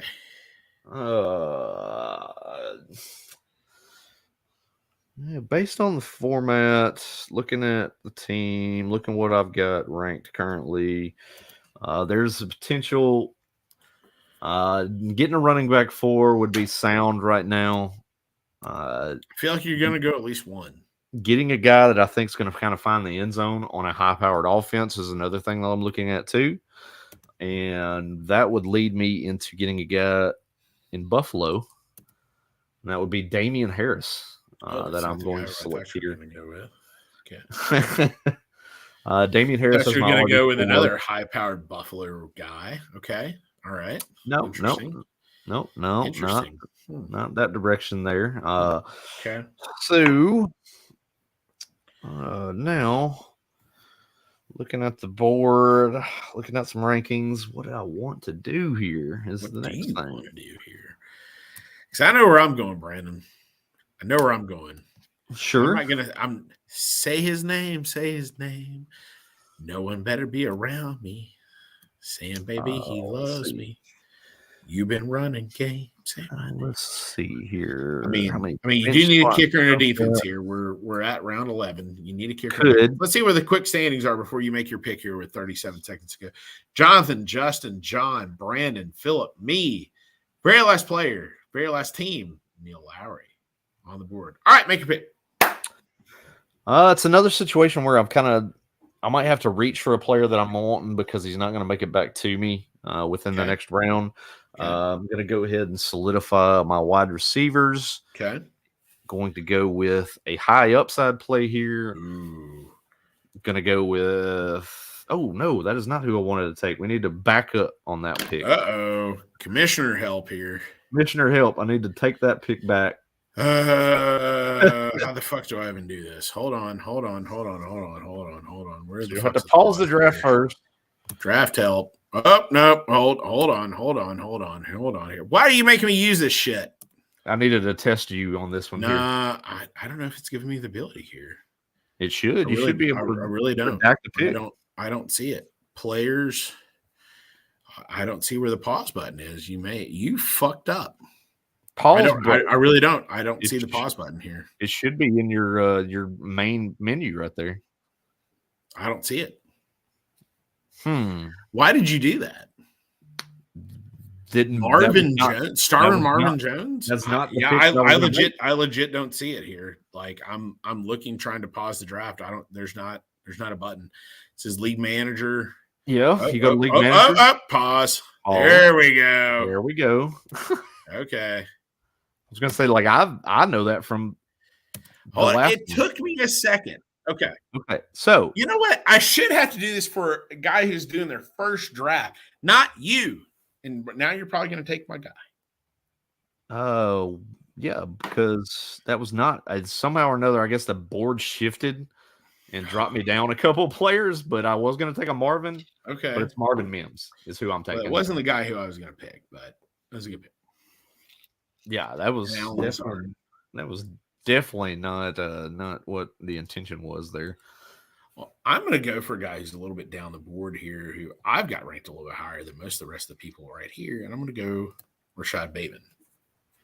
Yeah, he's a guy that I've been traditionally high on. It's just, can he stay on the field? The guy produces when he plays with Lamar Jackson when he stays on the field. That's just the biggest bugaboo when it comes to him.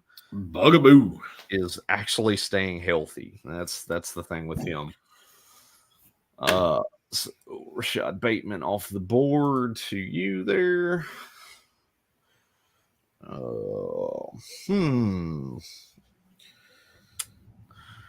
Looking at draft software right currently with my draft software, I am kind of in a grouping a bunch of guys that are all mixed up and kind of in the same spot right in the middle. It's got John. How does it have Jonathan ranked number one? Let's see what he's got here. Because 4 out of the top 5. James Conner Montgomery. Okay, it's weighing the picks of Cooper Kupp and Tyreek Hill. It's not factoring in the injury situation. Hey, popping the defense off, Philip. You know, we got to go with the oldest guy in the league going to get the first defense right there. 49ers. What round are we in here? Round 12. We're in round 12. Round 17. So, we're approaching that spot here. I guess you almost got to go that direction. Do you, though? At least somebody does. The top-ranked player right now, we are 138 picks in. Next, never mind. ADP would tell you that Justin Tucker's the next player on the board. Justin Tucker. Jonathan, just go ahead. James, if you want to go ahead and just be the top guy on our rankings, just go ahead and take Justin Tucker. Mm-hmm. We're happy to let you do it. Just go ahead. Going back a couple of picks of that Dalton Kincaid pick by Mr. Charisma. Number 2 tight end. Lead tight end, number 2 tight end.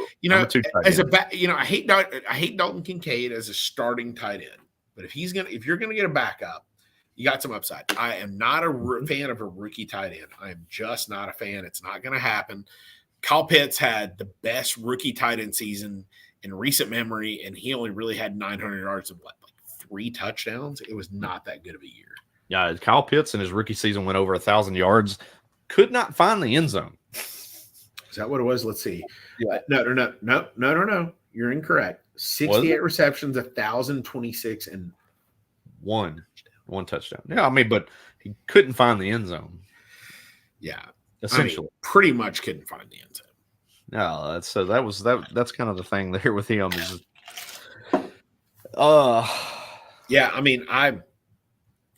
third time's a charm, right? Yeah, good pick, Van Jefferson there. I had thought about it this last round there, little brother. And there we go with Justin Tucker, McConaughey, tapping tapping at the kicker, instantly ahead. vaulting to the top. You know, he really wanted to go to the top of the standings board, and he's there right now. So good job. Yeah, no, I'm good with that. Along with Philip Hampton, he's got a defense. Hey, there comes the defenses off the board here. Buffalo defense going to JP. Deion Jackson. What do you think about Deion Jackson? Gonna be he's gonna be a valid starter the first couple of weeks. You think? Yeah, I mean he's gonna be the guy that's gonna catch passes in that offense. While Zach Moss likely is not gonna make it into week one. Neil, so by the way, Neil, I know you put him on your IR spot. Jeff Wilson is just not a good pick in any format, really. I love you, Neil. I love you, man, but that's not a good pick. Okay. No, it's not. That's when you get in the spot sometimes where you're possibly mailing it in at that point in time. Let's see, Deion Jackson not on the board here, so we're gonna. There's the running back who should be on everybody's board is Evan Hull. Nice pick by the good doctor. Well, he has taken Evan Hull in virtually every draft that I've been in with him through the offseason. Yeah, and Chiga Okonkwo. Which he's a Titans fan, so that makes sense too. A little bit of a homer pick there.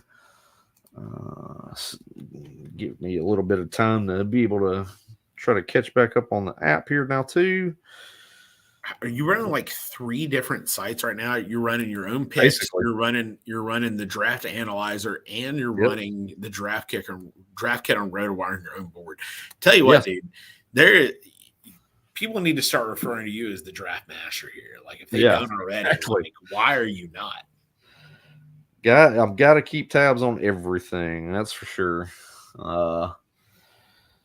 Just because you have to be prepared, like we've talked about. You know, you've got to work off your own rankings and things like that. But I'm mostly doing this as a byproduct, giving everybody a draft board to view and be able to keep up with this draft here. So it's more of a help for the Woo fantasy fans out there that are following along in the draft here. But of course, getting back into got another. Let's see, Jameson Williams, another questionable pick by Neil, missing the first 6 weeks. And again, as we mentioned earlier, let's not forget about the bye week. You got to remember the bye week in there as well. And I'm not touching them. Like, I'm not going in that direction. Dolphins D here. We're seeing the defensive run here. We are. Hey, there we go. In an effort to be the top-ranked team on the board, John McConaughey has gone to defense and filled his team first. He is now the top-ranked team on the board here. It was a race here in round 13, ladies and gents. Devin Singletary, who I tell you what, I've gotten him in a couple of drafts so far. I don't feel amazing about him, but should our boy go down in week 1, Dameon Pierce, he would vault up to a top 20 running back for the rest of the year.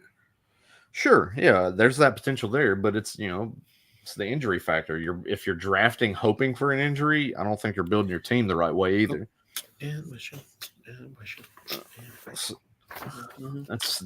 definitely don't want to take guys in hopes that a player is going to get injured. You do not.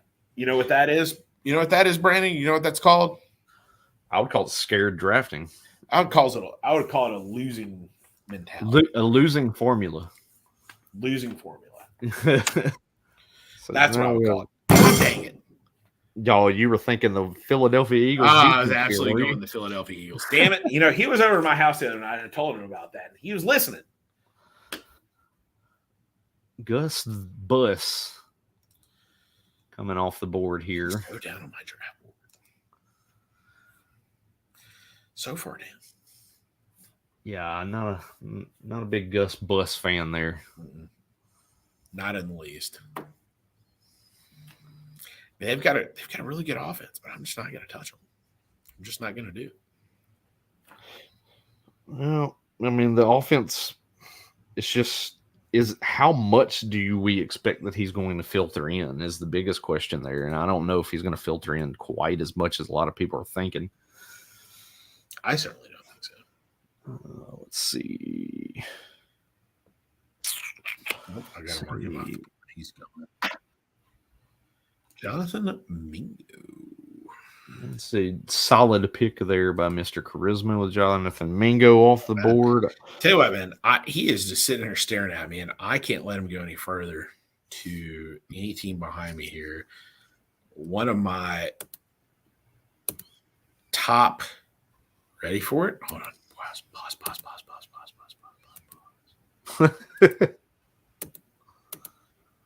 Quarterbacks on the board. Daniel Jones. A little bit longer than I thought he would. Top 8 quarterback. You know, I sit here and I look at it, and I don't necessarily want to take a backup this early, but man alive, dude, he really is. He's one of the top guys on my board, and I'm not gonna like Doug have him. I want a top backup quarterback here as well. So there you go. Well, I mean, you do have Trevor Lawrence, so that's kind of a thing where you kind of playing it safe, I think, there with a Daniel Jones guy that could finish as a top 10 as well, probably finish similar territory. There were so many leagues that I had just a bad quarterback room last year, and I am, for all the pundits out there who tell you do not draft a backup quarterback, I tell you in leagues that allow trades, you are idiots for not drafting a good backup quarterback because you can trade him off for a lion share if they start out hot. On to you. Oh, let's see here. Where are you going? So you need both of the special teams positions, but are you eschewing those guys or are you going elsewhere? Absolutely. I feel like you are going to at least get one of the special teams positions here just to F me from the weekend. No, not going to do it. Not going to do it.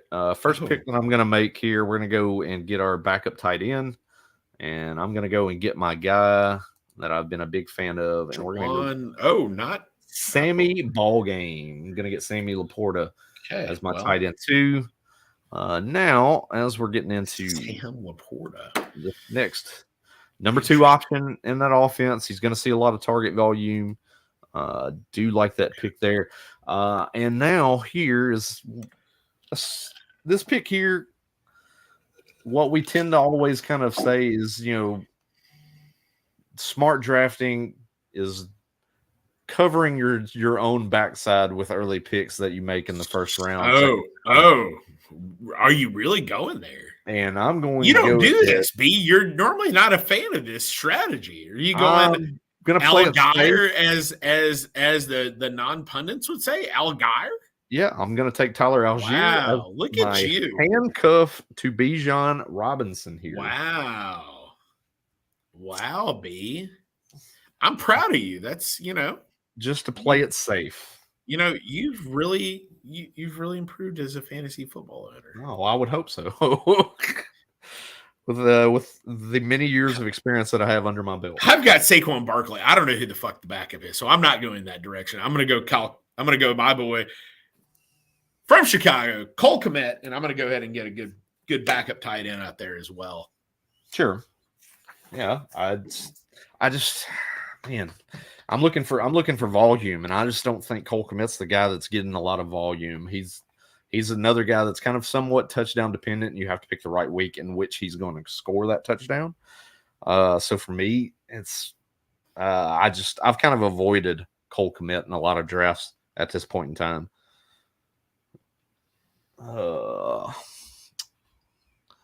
So now we're getting down to the meat of the matter.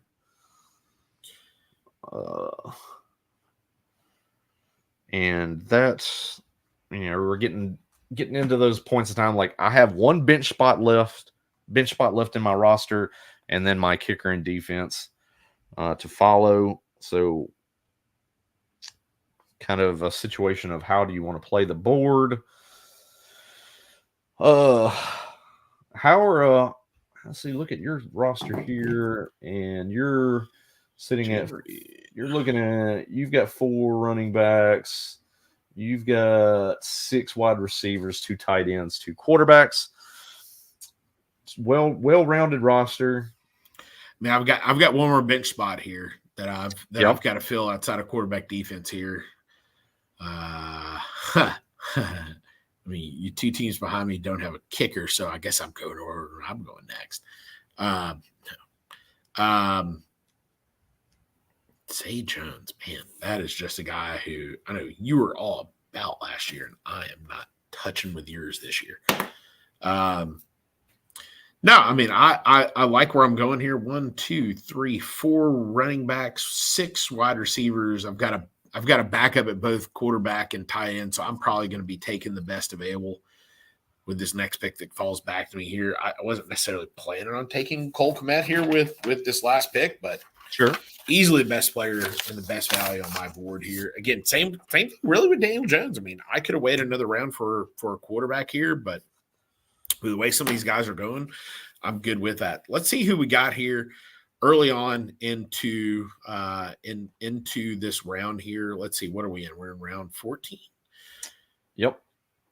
Loving up. Who are we loving up here? John McConaughey, who ideally has the only kicker defense, I think, in the entire league here. I think there's only been one kicker taken. Let's see. It's got you, me, kind of middle of the pack right here, but I feel like once you take that kicker defense, it's going to kind of vault us up here. Are you working on the Rotoballer software that we're using here for the draft analyzer? Does that give rankings as well and where it has everybody? Or? So once we finish up the draft through the Fantasy Pros app, where I've got the draft board, I'll have a ability to be able to analyze this draft at that point as well, and that's what we'll do at the end of this draft. There goes our boy Todd Chandler here, who we are all about getting in about this range in some drafts. So yeah, let me get called up here. So we're at Kenny Gainwell. Rashee Rice, Ty Chandler, Greg Dulcich. We got to go back here. Oh, did you mess something up there? Yeah, I missed the Jaden Reed pick on the board. Jaden Reed. Yep, Jaden Reed to Mr. Charisma. Hate that pick. Horrible pick. It's not a great It's not going to be a big passing volume offense, and if it does, it's sure not going to Jaden Reed. So it's Jaden Reed. Then we're at Zay Jones, Kenny Gainwell. The supposed guy who's mixing in. He lasted a long time. Yeah, because a lot of the talk is, depending on what pundit you want to believe in, is that he was he's the starter. He's not going to see the field at all. Yes. Let's see here. Ty Chandler off the board. Yep. Greg Dulcich and Jalen Hyatt. Dulcich is a guy that has turned into a player that I've been avoiding at the tight end position as well. 100%. Who knows what's going to happen in that tight end room with Adam Troutman now coming over and being the favorite of the new tight end regime here. Kenneth Pickett, who let's pause for a second. Kenny Pickett is coming off the board to Neil Lowry ahead of Russell Wilson right here. So just to show you how far that Russell Wilson has dropped in formats right here, as he should, he looked horrible. Yeah.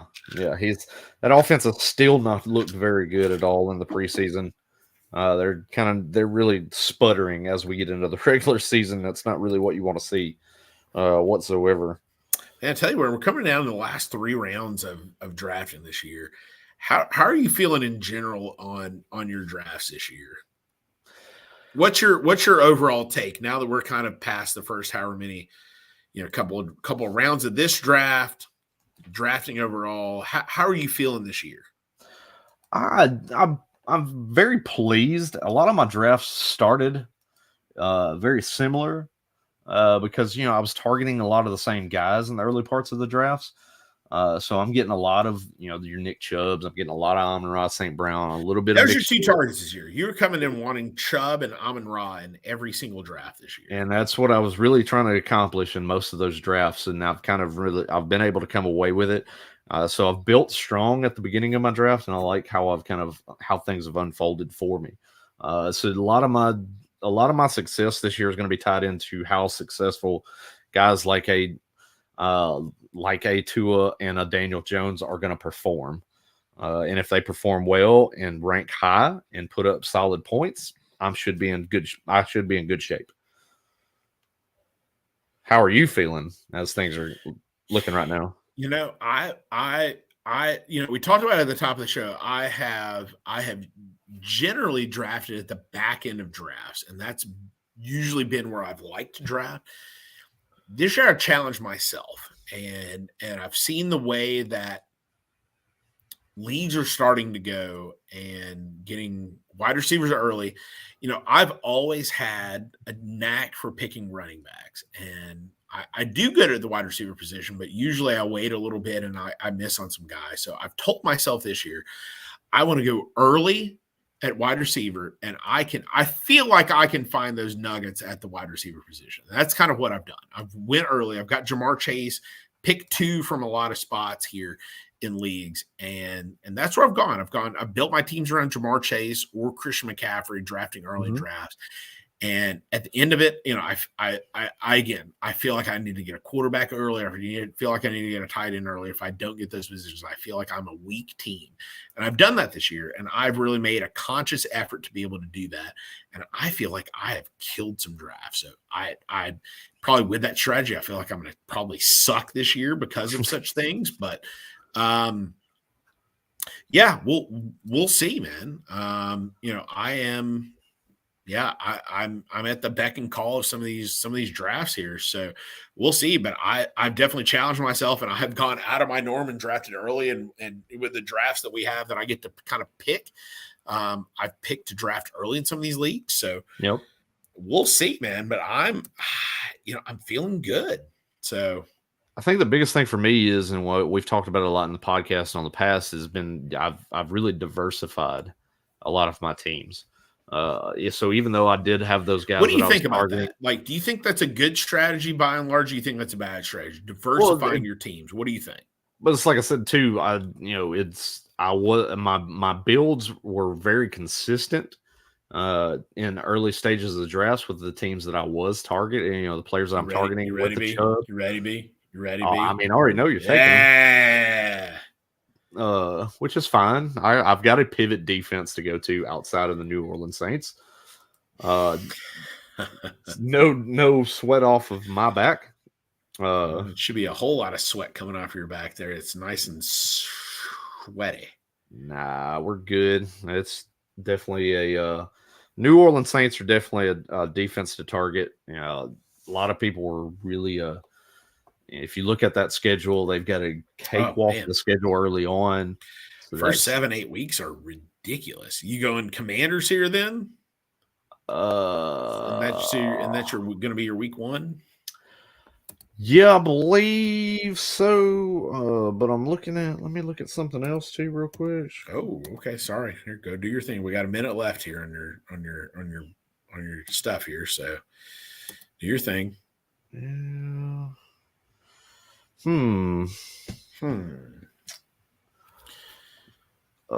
Let's see here.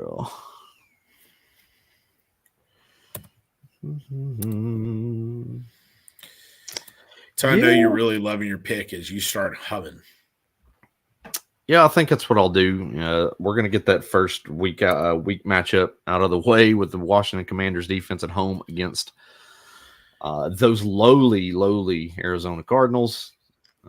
That will be the pick here to end round 15. Tell you what, if that defense is healthy for the entire year, I mean, week 1, obviously it's but if that team is healthy, whoo, man, that is solid. Yes, definitely. That's for sure. That's the thing there with them. But then outside of that, man, got one bench spot open. What are you thinking here? Bench spot and a kicker. Bench spot and a kicker.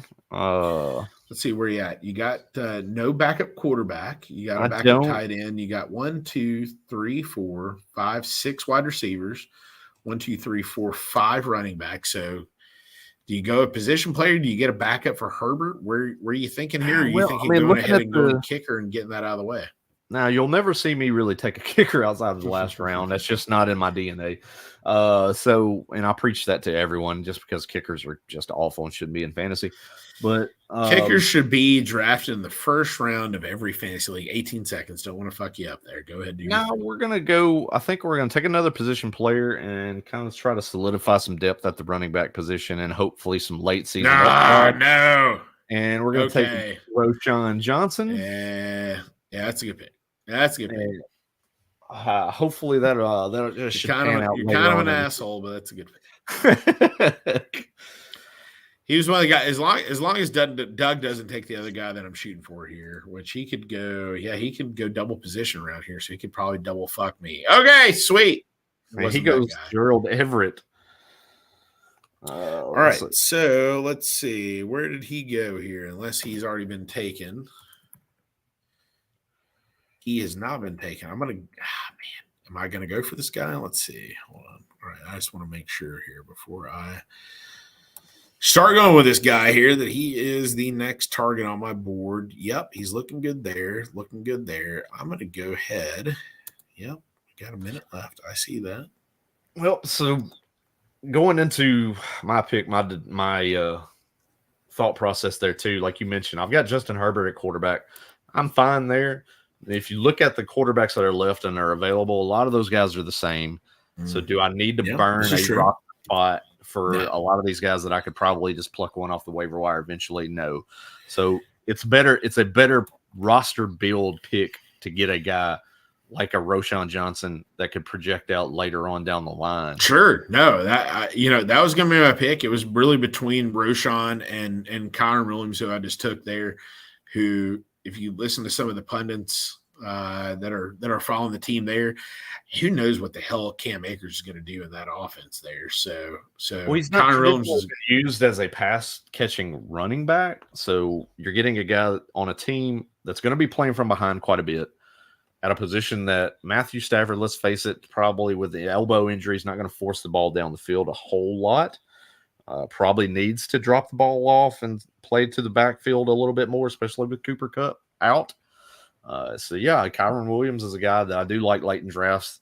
You can get as an RB6 and could fill in as a flex starter if with a certain right matchup. The one thing in being a Bears fan that I am worried about, and they are going to give Donta Foreman something. I don't know what they're going to give him. I don't know how long it's going to be for, but they're going to let him have a little bit of a run. And that's the only thing that concerns me is that. Yeah, that's true. Tank Dell, if I had needed a wide receiver, he was the next highest wide receiver ranked on my board, was Tank Dell. Man looked like a beast in the freaking preseason. Holy crap. Chubba. So looking at your draft here, we're getting ready to go into the last pick. You and I both got a kicker need here, so obviously we know I'm going to snipe you whatever you want here. Nah, no. Because I know that's very important. Jerome Ford. I don't think Jerome Ford is going to do much of anything there in Cleveland. Here, let's analyze each other's teams real quick because I feel like that's what we need to do here. I like your running back situation. I like your running back situation. I think that's good. I think your one position you're going to be hurting a little bit on is the wide receivers. I don't think DeAndre Hopkins is going to really have a great year. I think he's going to play more as a wide receiver 3. I hate your tight ends. I hate them. I hate David Njoku. I hate Sam Laporta, the rookie tight end. I think you're going to be trying to figure out which week you're going to try to play which guy. I think you're going to wind up middle of the pack is my prediction.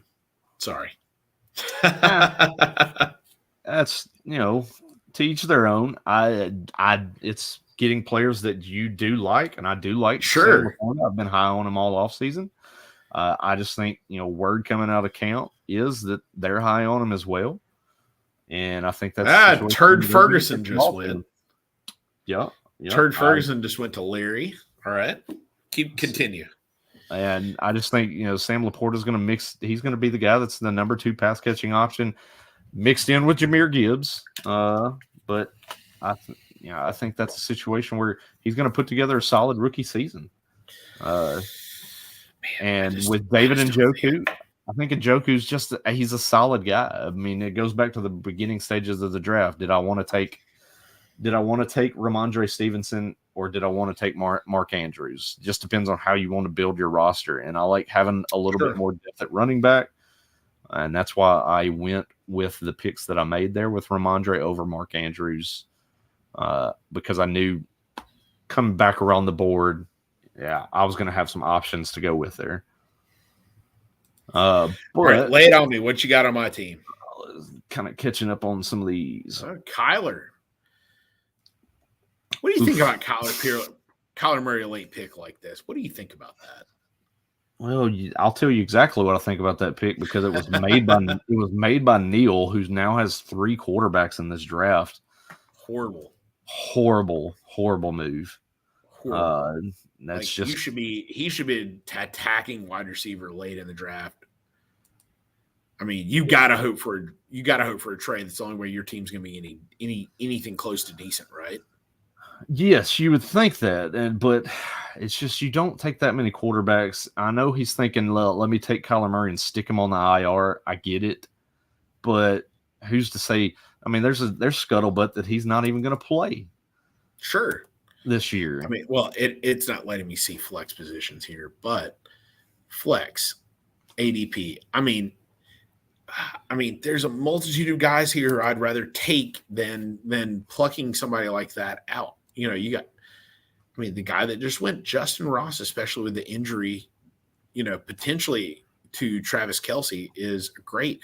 Donta Foreman, who just went, thank you for taking McConaughey, so that way I could go ahead and get him out of the way here. A guy like Kendre Miller, I'd rather have him as a flex play and potentially end of year play. I'd rather have somebody like that than taking a third quarterback. To where, sure. I feel like somebody's going to get him this round here, where you're going to get messed up. Because Bryce Young, James Sherrill, shocker, he is a Panthers fan, so Bryce Young there does not surprise me. Irv Smith, who I think is a backup tight end, is probably one of the better backup tight ends in this format. Yeah, we saw that Hayden Hurst 4 picks to go. Was pretty valuable in certain weeks last year.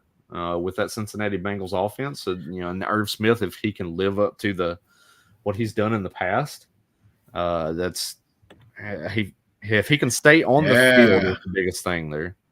Dicker the kicker. We were talking about it at our drafts of the weekend. There's a lot of great names on the kicker board. We got Dicker the kicker. We got the guy who I'm about to take, Mr. Young Ho. Yep.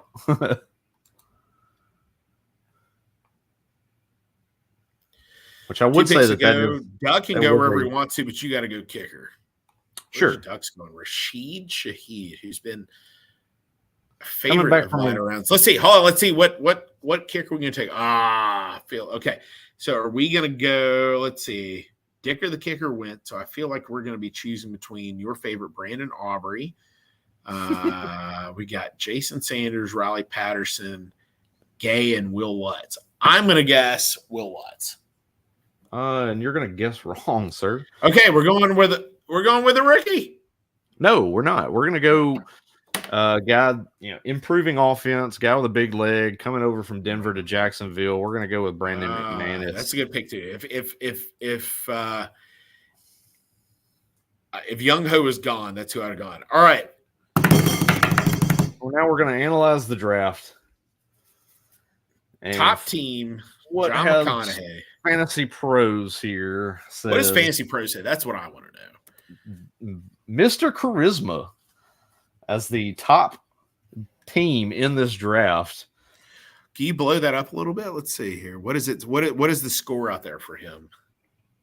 Oh, there we go. Love it. 23. Okay. You followed behind at 898. We're cut. And then little Joe Nathan there, your little brother, 896, 894 for me. And then John McConaughey at 886. We're we're all pretty well grouped in together in that spot there. In that Charisma a little bit ahead of us, though. It's got him a little bit ahead there.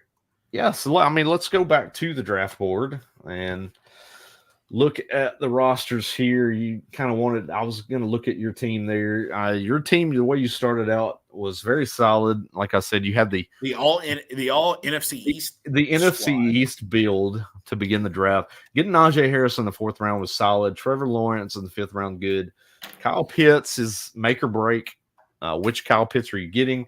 But he is That's the still question. considered in amongst the top 7 at the position. So you're getting a bona fide starter there as well. Jahan Dotson, I love as I'd like to get him as a wide receiver 4 in a lot of my drafts. You got him as a wide receiver 3. I think that's great because I still think he's going to wind up by year's end pushing as a fringe wide receiver 2. So you're above market there. I think you're getting a positive ROI on that pick. Cook, Charbonnet there. Solid depth at the running back position behind Najee Harris. Jackson Smith and Adam Thielen, Rashad Bateman. I think you're going to definitely see a difference with Jackson Smith and Jigba later on in the season. Whereas Adam Thielen and Rashad Bateman, I'm not sure you'll find spots to play them. Thielen's going to be a week-to-week guy. I mean, he's going to have weeks where you may want to plug him in. We're going to know pretty quick what we're going to get out of Adam Thielen. I've got him. I tell you what, though, I've got Adam Thielen in a lot of best ball leagues.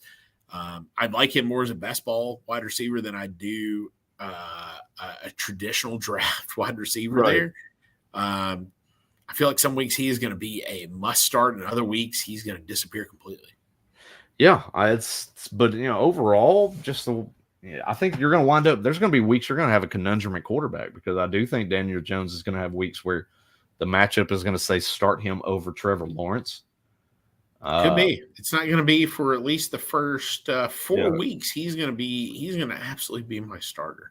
Yeah, Trevor Lawrence week 1 against the Indianapolis Colts, I think is going to be your starter. Chiefs, it's going to be a shootout. Texans, Falcons, like he is going to be in my lineup, no question. I mean, Daniel Jones is going to have some good weeks there. I told you. I mean, Daniel Jones is a top 10 fantasy quarterback here, and lo and behold, week 5, Miami Dolphins. Potential shootout, tough defense. There's going to be, dang. I'm looking at Daniel Jones's line weekend now. Week 2, the Arizona Cardinals. That's not bad. Daniel Jones got some tough matchups in the middle of the year at Buffalo versus the Commanders, at the playing the Jets in week 8, who's supposed to be a halfway decent defense. Raiders, Cowboys, Commanders, Pats. That's going to be where he's going to be starting just a little bit out there, but. Again, I think, the biggest thing I think on Daniel Jones, I've got him. Daniel Jones is not my starter in a whole lot of leagues there. But in some super flex, I've got some Daniel Jones there. That's some tough matchups in the middle, right in the early to mid part of the fantasy season there. So looking at the projected top team in this draft being Mr. Charisma's team there, what do we think about his team? Pick 9. I'm looking at it. I really like what he did in this draft. As I'm scrolling through it, he did good because the Chubb pick there at 9, solid, great pick. Gibson as a 4. Gibson as a 4 is an amazing pick there. The one spot I would probably knock is going to be wide receiver 3. Marquise Brown, can he get into the end zone? Can he score enough points? Yeah, again, can Treylon Burks ascend in an offense that's not going to throw the ball a ton? Outside of the targets that are going to be given to DeAndre Hopkins, that's going to be a spot that you're looking at there. But he's got a guy like a Jonathan Mingo as his wide receiver 5 that could project out to be a solid guy down the line in the later months and later weeks of the league. Tank Bigsby, that was a guy that both you and I were looking to get in that round. He snatches him up. But the tight end duo of Tyler Higbee and Dalton Kincaid, I think there's some upside there. You're going to have that steady production with Tyler Higbee early on in the season. I think it's going to be a tough spot for him. I think that's, later on in the year, Dalton Kincaid can actually mix in there. So, I think he's got, I mean, his running backs are probably, in terms of a running back room, is probably the best in the league. Yeah, I don't think there's any question about that. Even to me, really, in terms of the guys that you got above Neal, who got 4 in the top 7 rounds there. I mean, I think his running back room is better than that. I'd much rather have a Chubb, Javonte Williams, James Cook, and Gibson over Aaron Jones, Travis Etienne, Kamara, who's suspended the first 3 weeks of the season, and Miles Sanders, I'd rather have that room. The spot that I think he's going to have problems with, and this is the conundrum that I had, and if you can scroll up just a hair there so we can see it. In round 4, I almost plucked Lamar Jackson. I almost did it. The choice was between Lamar Jackson for me. I could have gone Fields, and I thought about Fields as well. But in the format, it's better not to have a rushing quarterback. It's better to have guys because it's 6 points of passing touchdown. I'd rather have a guy that's going to throw for the touchdowns, not run for the touchdowns here. Sure. So that was my conundrum there. I went Najee. I got Najee. I don't like Lamar Jackson. I don't. I really don't. If I've ever liked Lamar Jackson, it's going to be this year. Yeah. I think I like him. I like him a lot. I like him in your probably format. not in this format, but yeah, in the $100 league, the league that I'm the commissioner of, I took Lamar Jackson as my quarterback in that league the other night in that draft. Paired him with Mark Andrews in that draft too, so I was able to hit the stack there with Baltimore, and even got J.K. Dobbins. So I like that Ravens offense. I think there's some upside there. So. But like you mentioned, I think you made the smart move getting Najee and still able to get Trevor Lawrence coming back around. I mean, that was a question. Lawrence is a guy I really wanted. I had to wait through, and I'm looking behind me there right before I made the pick. I'm like, all right, look behind me. I've got 4 teams. So that means I got to get back through 5 teams and 3 quarterbacks to get back to Trevor Lawrence, who I ultimately wanted. Lamar Jackson is right behind me to Mr. Charisma.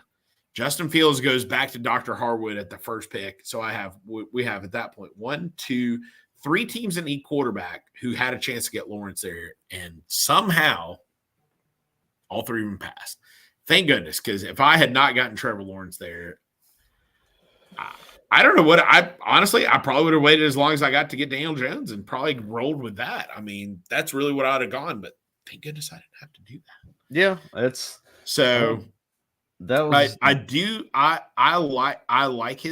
like the depth of his team because AJ Brown is a top 12 receiver. Calvin really, I wasn't necessarily as high on to begin the draft process. I've started to warm up. Yeah, I've come around on him. I hope he has a good year because granted, I have Trevor Lawrence in some league, so I hope he comes through a little bit. Marquise, I would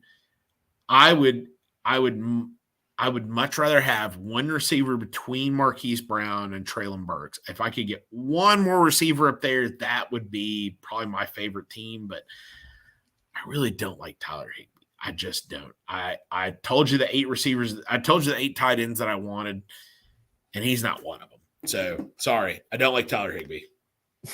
I like Tyler Higbee for what he can bring. Like I mentioned, what he can bring you early on in the season. I think he's going to be a solid, safe, like floor level tight end that he's going to be able to get production out of. Do I like him if Cooper Kupp was playing and healthy? No, I don't like him as much. But knowing now that Cooper Kupp's likely not playing, at least week 1, maybe 2, 3, 4. We don't know yet. We're still waiting. I don't know what he's doing information there. You don't know what the situation is there. So with that being, where did Coop go? Jonathan got Kupp. Kupp in the mid-second round, probably like we mentioned during the top of the draft. Maybe a little high. Still a little high because of the uncertainty. It's a gamble. I would rather have the way the board broke. If he granted now he couldn't have got. Hill and Waddle on the same team. It's a bit rich. Sure. I'm trying to think what I would have done had I been in that spot and had Tyreek in round 1. Where would you have gone? I'm trying to think of what I would have done there. Would I have gotten Cooper Kupp? Would I have double tapped Waddle? Like, what would I have? What would I have done? I probably would have gone Mixon. Possibly, yeah. In that position, I think that's what I would have done. I could. There's no way I could double tap Hill and Waddle. No, you can't get the same 2 receivers. I don't think so. Even though that's great, more roster there. No. I think the 2 running backs and Henry and Jacobs that went right before that. I think that would have been easily my picks that I would have gotten there. Yeah, I think I would. I think Mixon's going to have a good year. I think that's probably where I would have gone in that position. there, or I may have gone ahead and just tapped Pat Mahomes in that position. That's what I was thinking. Cooper Kupp at that spot, man, that is early draft capital for a guy who I don't know when the hell he's going to play. Yeah. Well, like I said, it's a gamble. Sure. As it is with a lot of these. If he misses one week and comes back and he's healthy, if he comes back after 1 week, he misses 1 week and he's healthy and ready to go, and you get normal Cooper Kupp, then gosh, he's looking at a team that's just loaded at receiver and will have a little bit of leeway to be able to make a move here and there to get a running back somewhere in a potential trade, because I do like DJ Moore and I do like Drake London as his 3 and 4. So yeah, there's some maneuverability there with that roster if Cooper Kupp comes back and he's healthy and ready to go. Sure. But yeah, I wanted to look too, because the summary, the team that I wanted to make sure, because yes, Neil's team currently ranked dead last. What is let's see, hold on, let's go back real quick to the summary. How many points does Larry have at 11? So 807 to 754. So significantly grouping Neil as in pick number 2 as a very last team on the board. I think for me it started right off the bat with his team. Even if the injury news hadn't happened today with Travis Kelce, that is a lot getting Travis Kelce at pick 2 when you got Jamar Chase and Christian McCaffrey, who let's look at Chase. I don't have to worry about. That's Christian McCaffrey. That's why he went and got Darren Waller. That's why he went and got Darren Waller around 4, because that was probably a situation where he was like, "Oh man, I do need to get me another tight end for week 1, because I'm not going to have one for week 1 now." But do now you trade him to do you trade him to a team like pick 1 with Dr. Harwood there, or spot 4 JP Hogan, who his starting tight end is Greg Dulcich. Do you trade him if you can successfully, you got the board pulled up there. If you can successfully trade Darren Waller for a round 3 wide receiver, I wasn't even going to go that direction. That's a huge win. If you can trade Darren Waller off for Keenan Allen, and go that direction, that is the only reason that makes sense. Because if you can't trade him off immediately, you start him as your flex, that is a loss right from the very beginning. Sure. In my mind. That's the situation there. 1, 2, 3, 4. You could have had, there's so many good players you could have had there. Amari Cooper's starting wide receiver 1 on your team. You could have him right off the bat. You could have a Lamar Jackson or Justin Herbert on your team instead of Darren Waller and double tapping that tight end position. I don't get it. So unless you're immediately trading that guy off to a needy tight end team and getting one of those round 3 wide receivers coming on, and again, I think that's the beauty too of the trade in these kind of leagues. If you can successfully make that maneuver and do that trade, that's a win. If you can't do that, then that is a loss, and probably the reason he is ranked as low as he's ranked. Yeah, I'll gladly trade for Darren Waller. Well, sure. Would you trade DeAndre Hopkins for that? Of course you would. Right now, with your team, well, I still may not do that. Well, actually, I would. David and Joke, I'd trade that in 2 seconds. Yeah, but we'll see after week 1. What would you do if he offered you right now Darren Waller and Jerry Jeudy for Hopkins and Njoku? Would you do that deal? Yes. Really? Yes. Yeah. Interesting. Yeah. Because Jeudy coming back is going to be the number 1 option in that passing attack. Probably going to be similar ranking wise, production wise, from a point per game standpoint. You targeting Darren Waller there? Had you had a chance 3? Well, that's the thing. That where I've been in drafts. Yeah, where I've been in drafts this year has been I have not been able to get Darren Waller. As high as I am on him, I've not been able to pull the trigger and get Darren Waller because where I would have to draft him is too early. See, and that's where I think you're missing the boat. It really is. I do. I think that's where you're missing the boat. And where you, some of your drafts every year, you have such shitty tight ends that you can't come back from it. And I think this year in this league, that is going to be what you're going to be staring at. Yet again, I think Njoku is going to be so week to week. I think Laporta is going to be so week to week that you're going to be so weak at tight end that you can't come back over that point differential, that you are so good at plucking those running backs and wide receivers. I think if you just went ahead and just took tight end and just said, the hell with it, I'm going to figure out running back and wide receiver, you would have such amazing teams. But like I prefaced earlier too, I was stung by the Breece Hall injury in this league last year, and it affected this overall roster. It kept me out of the playoffs because of it. I like having running back depth in this league. It's worked well for me in the past. I'm typically a playoff team / title contender in this league because of the way I build rosters in this format, and just kind of went with that again this year. So I'm looking at it at the board now. Like if I would have went Ramondre Stevenson, Darren Waller there, you would have taken Justin Herbert instead of Najee Harris. Oh, 100%. Yeah. So that would I would absolutely I would have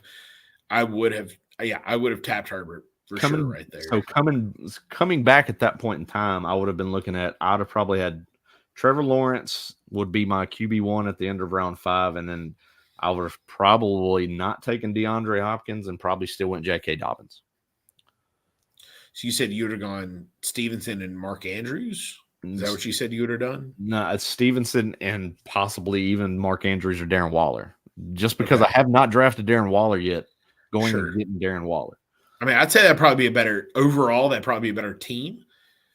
Williams, yeah. I mean, it'd be close though. I mean, I like Herbert. He is by far and away my number 5 quarterback in this league and in most formats. I mean, the top 8 quarterbacks for me. I mean, top 5. It came off in our draft just like it would have gone for me. Burrow, and you and I've talked in other leagues and formats. Had Burrow not had the injury and there be an ever so slight question mark for Joe Burrow, he would be my number 2 quarterback in every format.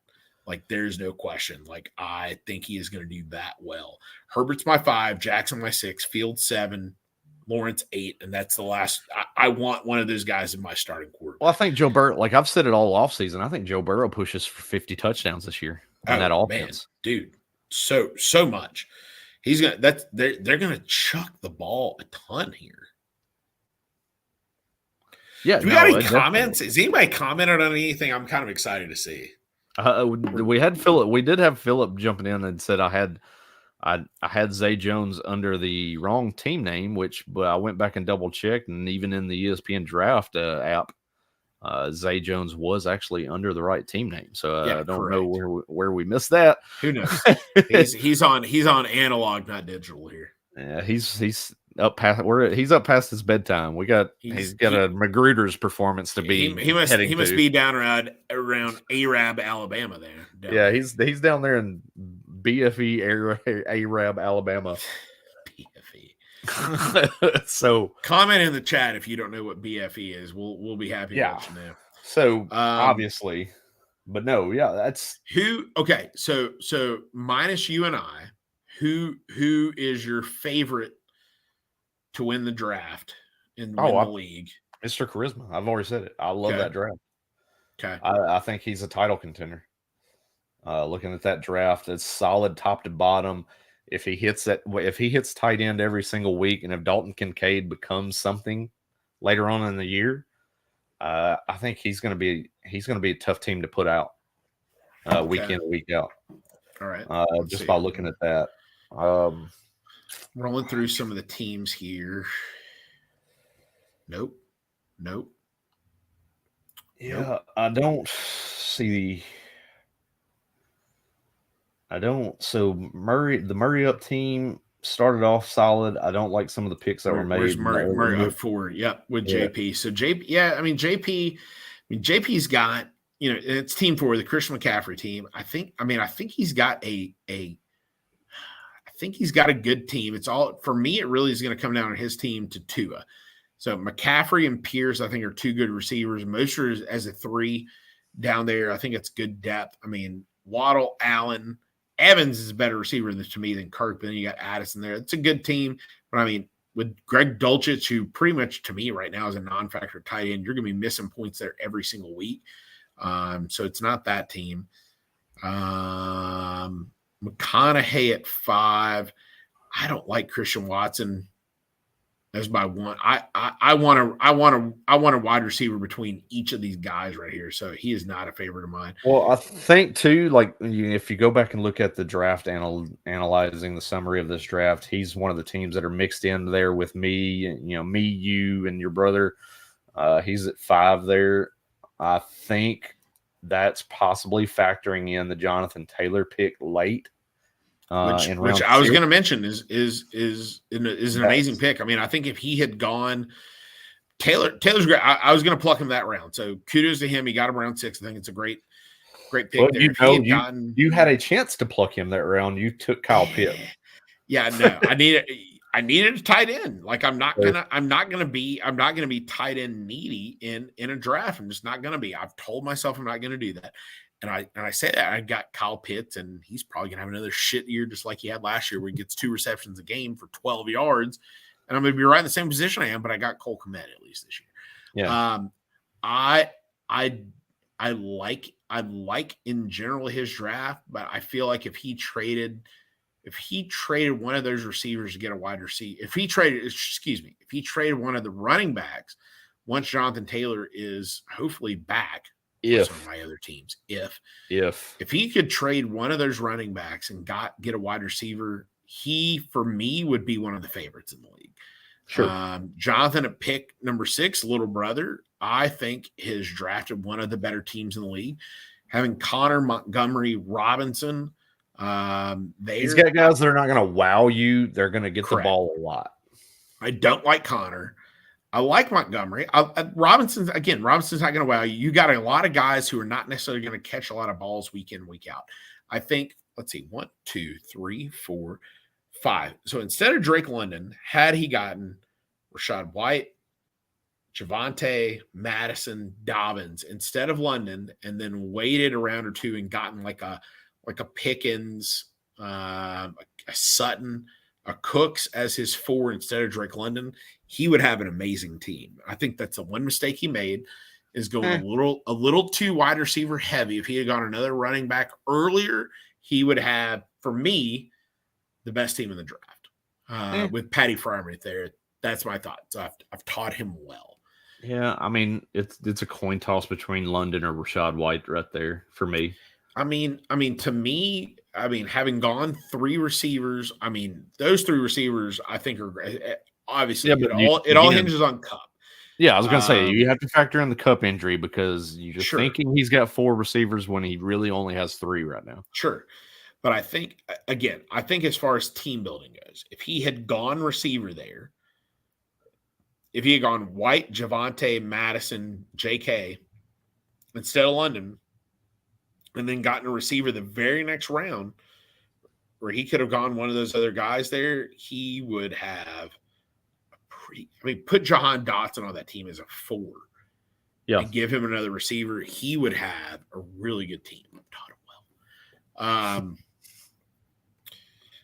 Philip doesn't have a horrible team at all. I don't like his receiver depth beyond Devontae Adams and Amari Cooper. Zay Flowers is a rookie. Wow. Yeah, you got a lot of work to do there. Tyler Boyd, Michael Gallup. You're going to have a little bit of work to do at that 3rd receiver spot to be able to go. So I think that's a little bit of a need spot for that team. Yeah, again, I like John and Jonathan's team at 5 and 6 a little bit more than I like Mr. Charisma's team at 9. Just again with the quarterback situation, the tight end situation. I like your team. I don't like the tight end situation there. Let's see. Doug at pick 11 there. Aaron Rodgers. Is that the only quarterback he had? No, he got Geno. I don't really like either of those guys. No. 2. I don't like Debo. That's going to be I would say that's my top 2 teams outside of me is pick 5, John McConaughey, pick 6, little brother is probably my top 2 teams otherwise. Yeah, I was going to say, for me, I do like Mr. Charisma. I like Farley's the best, and then I think probably you and your brother there would probably be the next 2 that I like there. just for me is getting consistent wide receiver 3 production is going to be something for me that could kind of hinder me week to week. But if Gabe Davis is a bounce back guy from last year, then I think we're looking at a solid situation there, wide receiver 3. Yeah, Quentin Johnson was the interesting pick for you. Yep. I haven't gotten him yet, like I said, but that's actually 6, 7, 8. Yeah, I mean, if you'd have gone Patty Freiermuth there, which I don't think you like Pat Freiermuth. I don't. Yeah. Yep. Not a fan. Not a fan of Freiermuth this year. I think you're crazy. I was thinking, the only thing is with the Quentin Johnson pick there, I don't think he's making it back to me the next round. Probably not. So, I really may have even gone Quentin Johnson had you not gone there. I was debating between him and Sutton and Dalvin Cook, and or Swift. I was that was kind of my guys there. Dotson is the guy I definitely wanted out of that grouping of Dotson, Pittman, Davis, Johnson. Yeah, is the guy who I had the highest grade on, and the guy who I would most want to start week in, week out. Sure. I was telling my buddy at work today, who's a Commanders fan, Dotson's going to be the guy over Terry McLaurin. I have not said that, especially last year when both those guys there, but I think he's on the come up. McLaurin's on the come down. Yeah, no, I'll co-sign with that because I'm a big Dotson fan. I think that, coming out right out of the gate, if Terry McLaurin misses week 1 in that matchup against the Arizona Cardinals, Dotson's going to put up a wide receiver 1 performance in week 1. Yeah. Which is going to be a big DFS play out there too. So he's going to be probably in every one of my FanDuel lineups that I have in this weekend for week 1. Jahan Dotson. You're probably going to see me put together a Washington Commanders stack in week 1. I'm going to put together Sam Howell, Brian Robinson, Jahan Dotson, Washington Commanders defense. Yeah, man, and we're talking about DFS in week 1, and I'm sure we'll probably do a podcast at some point here before Sunday there. But going back, round 8, round 9, I was staring at. I was really staring at, Dalvin Cook. Yeah, I really had 4 running backs on my board. Dalvin Cook, DeAndre Swift, Jamal Williams, who if I want a starting running back here for the first couple of weeks, he's great, but I think the longer-term play is Zach Charbonnet. And Jamal Williams is going to be in a lot of my FanDuel lineups week 1. Like, how could he not be? Right? Yeah, Titans. That's for me. I think those are the 2 top plays at running back, especially price wise. Looking at right now is going to be J.K. Dobbins at home against the Texans' horrible rush defense, and Jamal Williams. Jamal Williams is going to be a popular play at home against the Titans. I'm staring at somebody else who I think is going to be. I don't know where he's. I haven't looked at FanDuel. I haven't had a chance to yet. I'm going to probably look at that right after we get off here. Raheem Mostert is probably going to be a highly owned running back as well. He's coming in. He is going to be unadulterated RB1 coming in week 1 here. No competition really at all. Sure. Yeah. Week 1, I think it's going to be a good spot. That's big. That's the biggest thing with him. Play him while he's healthy when he's actually getting the opportunities. So that's something to keep in mind there too. But yeah, I think that's Washington Commanders stack week 1. It's going to be a popular thing for me. You going to start Sam Howell week 1? Well, yeah, I just said I'm going to start him in FanDuel. I'm not. Now, we did the Hampton Cup draft the other day. No, I got Trevor Lawrence as my QB1 and Sam Howell's my dollar QB2. I'm not going to start Sam Howell over Trevor Lawrence in week 1. So no, yeah, that's not how that's going to play out. But yeah, no, overall solid draft. Again, I hate playing from the turn this year. I absolutely hated it. I think as witnessed by your Chubb. I'll be honest there. I probably would not have taken Chubb if he had taken Barkley. I probably would have taken Bijan where I picked at 10. I'm sure Chubb would have probably gone right in front of you, giving you your boy Tony Pollard there at 12. But yeah, I don't like Chubb as much in this format. I think he's good, but I think you got a guy like Barkley and Bijan who's going to get more receptions than he is. Granted, I feel like Chubb's going to get more receptions here, and I like Chubb overall, but as we usually say, you're splitting hairs. Yeah, I do there's that upside for Chubb. Me and Farley have talked about it offline several times. There's that avenue for Chubb to be the RB1 this year by year's end. If he gives you a performance similar to Derrick Henry last year in terms of receptions, there's a chance that he's going to be the RB1 at the end of the season this year, because I think he leads the league in rushing yardage, and I think he leads the league in rushing touchdowns. So if he gets any kind of uptick in usage as far as pass catching running back usage. Yeah, but that's the downside with them making that trade for Pierre Strong last week too, is that you have to assume that Pierre Strong's being brought in as a pass catching down running back now. So you hope it don't take away from Chubb, but we'll see how that plays out in week 1 against the Bengals. Nice little solid matchup between the Browns and Bengals in week 1. Could be high scoring. So we'll see how Chubb's employed in that form, but let's put a wrap on it with this draft. You have to, man. Yeah. No more drafts this year. Shit. No more drafts. It's been, I tell you what, man, it's been a fun draft season. I'm more excited than I've been in a lot of years to be able to get to week 1 here. I feel like I've got some contending teams, some really good teams that's going to win some championships out there, and I'm excited to see it come to fruition, hopefully.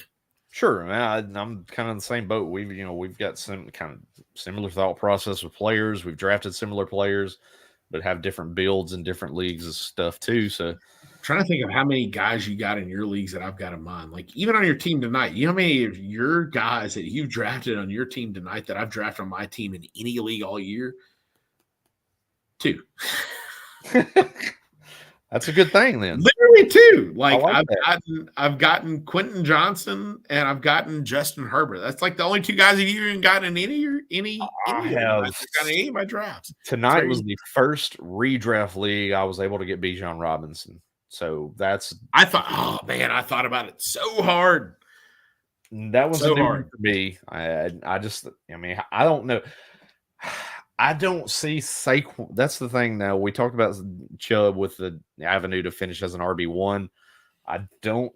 For some reason, I just don't know. I don't see Saquon having the avenue to finish as the RB1 like I see Chubb and Bijan Robinson. There's avenues both of those can get to RB1. I mean, same thing with Pollard. Pollard goes right in front of me in this draft tonight. I've drafted so much Pollard, Amon-Ra St. Brown, Ramondre Stevenson in drafts and redrafts so far this year. I see more of a finish between 3 and 5 for Barkley. Chubb could go anywhere from like you said, 1. I think he could go the 1. I think he could go down as low as 7 or 8. Bijan has got such a wide range of outcomes. I see him going anywhere from, for me, number 3 all the way to maybe a mid RB2. I mean, I think there could be those. Who knows what Atlanta does? I don't know what the hell Arthur Smith is thinking. So that's the only reason, honestly, that I did not draft him is I think his range of outcomes could be lower than anything. Now, I say that to say, where I think Bijan's going to finish? 4. McCaffrey, Eckler on my board. McCaffrey, Eckler, Barkley, Bijan is who I had. Chubb is 5 is who I had on my board coming in the night tonight. I think I've got right now going into the season, McCaffrey, Eckler, Pollard, Bijan, Saquon. That's how I've Chubb got. 6? No. Chubb. Okay, come on. Chubb at 2. Okay. I got McCaffrey, Chubb at 2, Eckler 3, Pollard, Bijan, Saquon. Pollard 4, Bijan 5, Saquon 6. Okay. Yeah. That's where I am currently looking at with those. But yeah, we'll see how things go. I mean, it's week 1 already. Like I said, we just did this draft tonight, but here we are 2 days from now.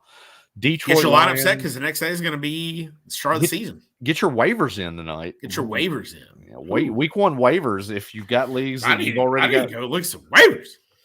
We need to go in Scott Fishbowl and hit some waivers up there. Scott Fishbowl waivers run the tomorrow. 2 players that are available. Yeah, there's not a lot of depth there in that league. I mean, we drafted that team. Let me get you one more shot of that jersey there. There you go, right there, unadulterated. We got that team as we drafted the very 1st of July. There's been a lot How of did your team hold up, by the way? I told you last week, even looking back on the Scott Fishbowl draft and the way things look right now, that might be the best Scott Fishbowl draft that I've put together. Heading into the season. Because gosh, let me pull it up. I'll pull it up real quick because Burrow was the quarterback that I took in round 1. With that roster, but where are you picking from? 7 spot. Okay. So Burrow was the team. Was the quarterback I got at 7, I believe. No, 4. I can't remember. Now I'm thinking about it. But yeah, Burrow, Saquon Barkley, Breece Hall, Stephon Diggs, Keenan Allen, Marquise Brown, Evan Ingram, Dalvin Cook. I've got Evan Hull in my starting lineup right now as one of the flex spots. Derek Carr, Brock Purdy are my 2 backup quarterbacks. One's going to fix in as my flex each week. But I've also got in this league Rashad Penny. I've got a Tank Bigsby. I've got guys that my late tight end targets I got in this league. Jawan Johnson, Jake Ferguson, both. Turd Ferguson. And one of the last picks in this draft, I was able to get Michael Wilson, the guy that I've really been one of the other rookie wide receivers that I've touted a lot in deep drafts that I think you should make a last round pick on for a roster spot. He's starting for the Arizona Cardinals at wide receiver 2 right now. So all in all, I like the way that team still held. I hated the Dalvin Cook signing to the Jets. We wanted him to go to the Dolphins. That would have looked better for this Scott Fishbowl team. But now at least I do have that backfield with the Jets sewn up and taken care of, depending on how that unfolds. Sure. But yeah, I mean, outside of that, everything else, yeah, get your waivers in. We mentioned make sure you're turning your starting lineups in because Thursday night's going to sneak up on you quick. We'll keep an eye on the news and notes for tomorrow, especially the injury news to Travis Kelce. Wednesday practice reports. I put it out on Twitter earlier today because I felt like I needed to reiterate this to people that I've already saw a lot of conjecture out there on Twitter or X, whichever one you want to call it. So a lot of conjecture out there already is like, oh my gosh, this guy missed practice today. Ooh. Wednesday and Thursday practice reports don't mean squat until you get to Friday. Friday is your big tail. If a player has not practiced on Wednesday or Thursday, but practices on Friday, he's good to go. Get him in your lineup. If he does not practice on Wednesday or Thursday and is limited or does not practice on Friday, you're a little iffy. Time to pucker up a little bit. If they practice on Wednesday and Thursday but miss Friday practice, rut-row, that's usually not a good sign. So keep that in mind as you're preparing your lineups as we get into the week.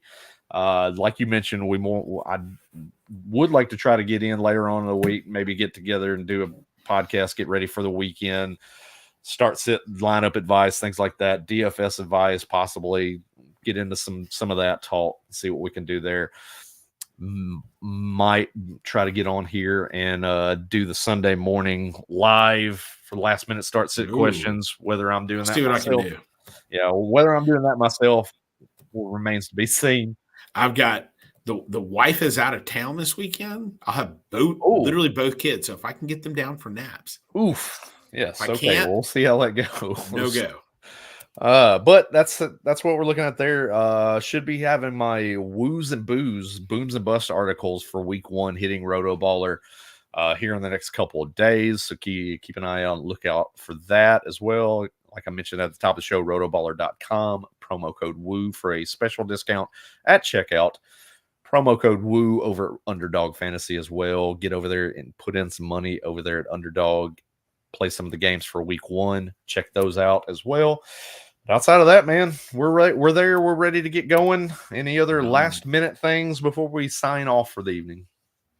And it's ready to get going with week 1. It's feels just like yesterday. We were just talking about our first drafts and all of a sudden we're done. So it's all finished up. Yeah. Ready to go. I tell you what I've done. You were talking about diversification. I look back and I had my guys this year and I just kind of went for them. So if they suck, I'm going to have a really long year. Or if they get hurt, I'm going to have a really long year. So, but I'm excited nonetheless. So early round heroes, if they underperform, I'm in trouble. Correct. So as they usually are, though. I mean, if you go through your first 2 or 3 rounds and you don't have if you have guys that perform up to what you draft them at, usually having a good year. If you didn't, you're usually not. But there we go. That's going to put a wrap on things. And go and follow the show at @woo_fantasy. Follow me at Roto Superstar. Nick as well. He's at the Real FF Goat. But until next time, ladies and gentlemen, until we bring you another episode of